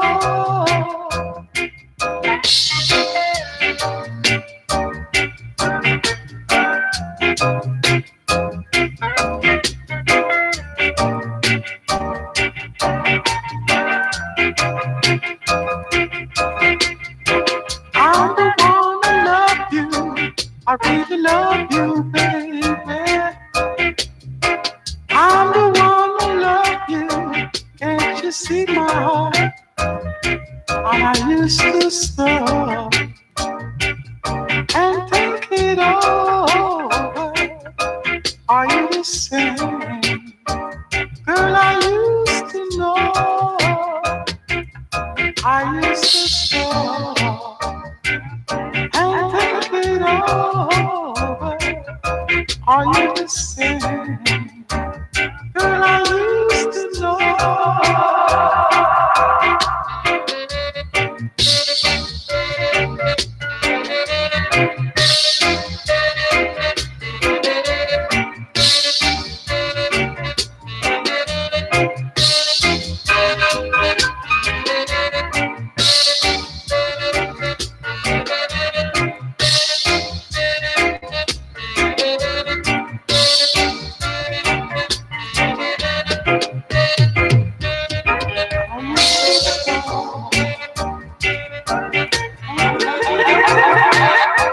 Instrumental.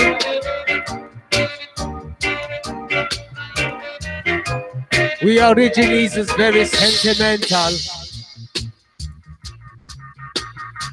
We're coming home.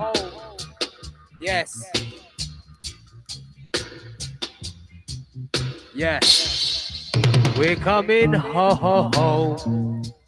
Yes, we're coming home. Yes, we're coming home.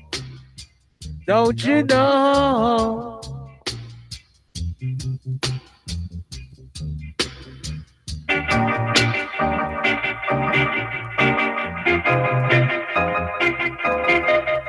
Our beloved Amarukas. Some point soon, we're coming home. Clan Gambler, Clan Hot Step, Clan Copper Fox, Clan Inca, Clan Sword, all the way, we're coming home.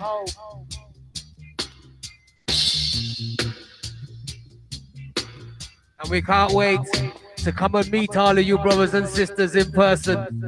Oh yes, big party I go on. Solidarity, unity, strength and unison. See me?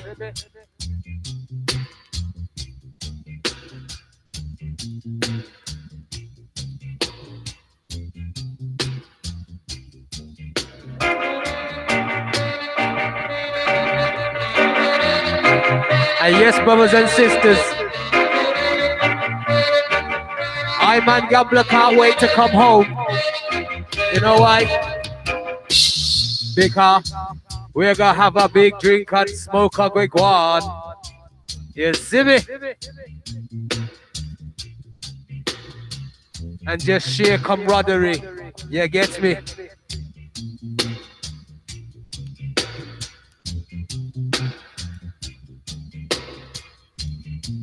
Shout out to Mayan son in the building. Big ups.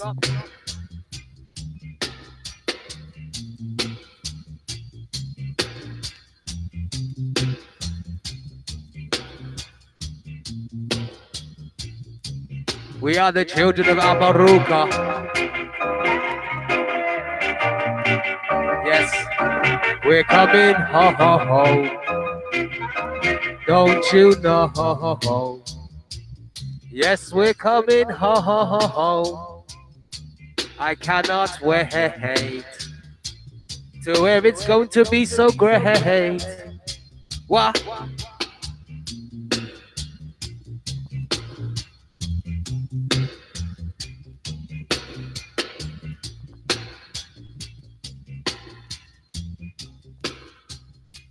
Yes, sounds of Fullwood.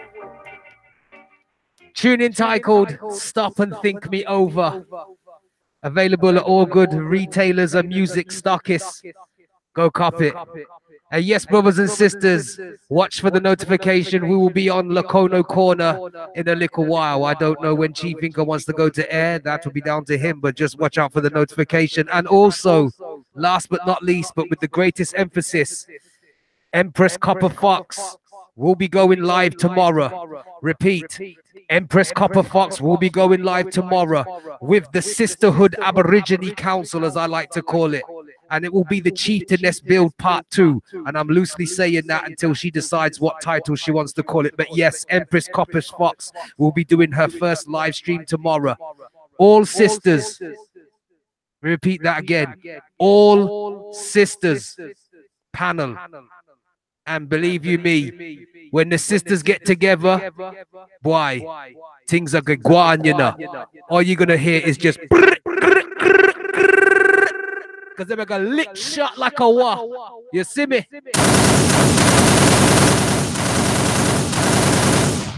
Our sisters, them will go with pure fire. But enough of that. Just watch for the notification because she will be going live tomorrow with her first stream. And on that note, Origines forward!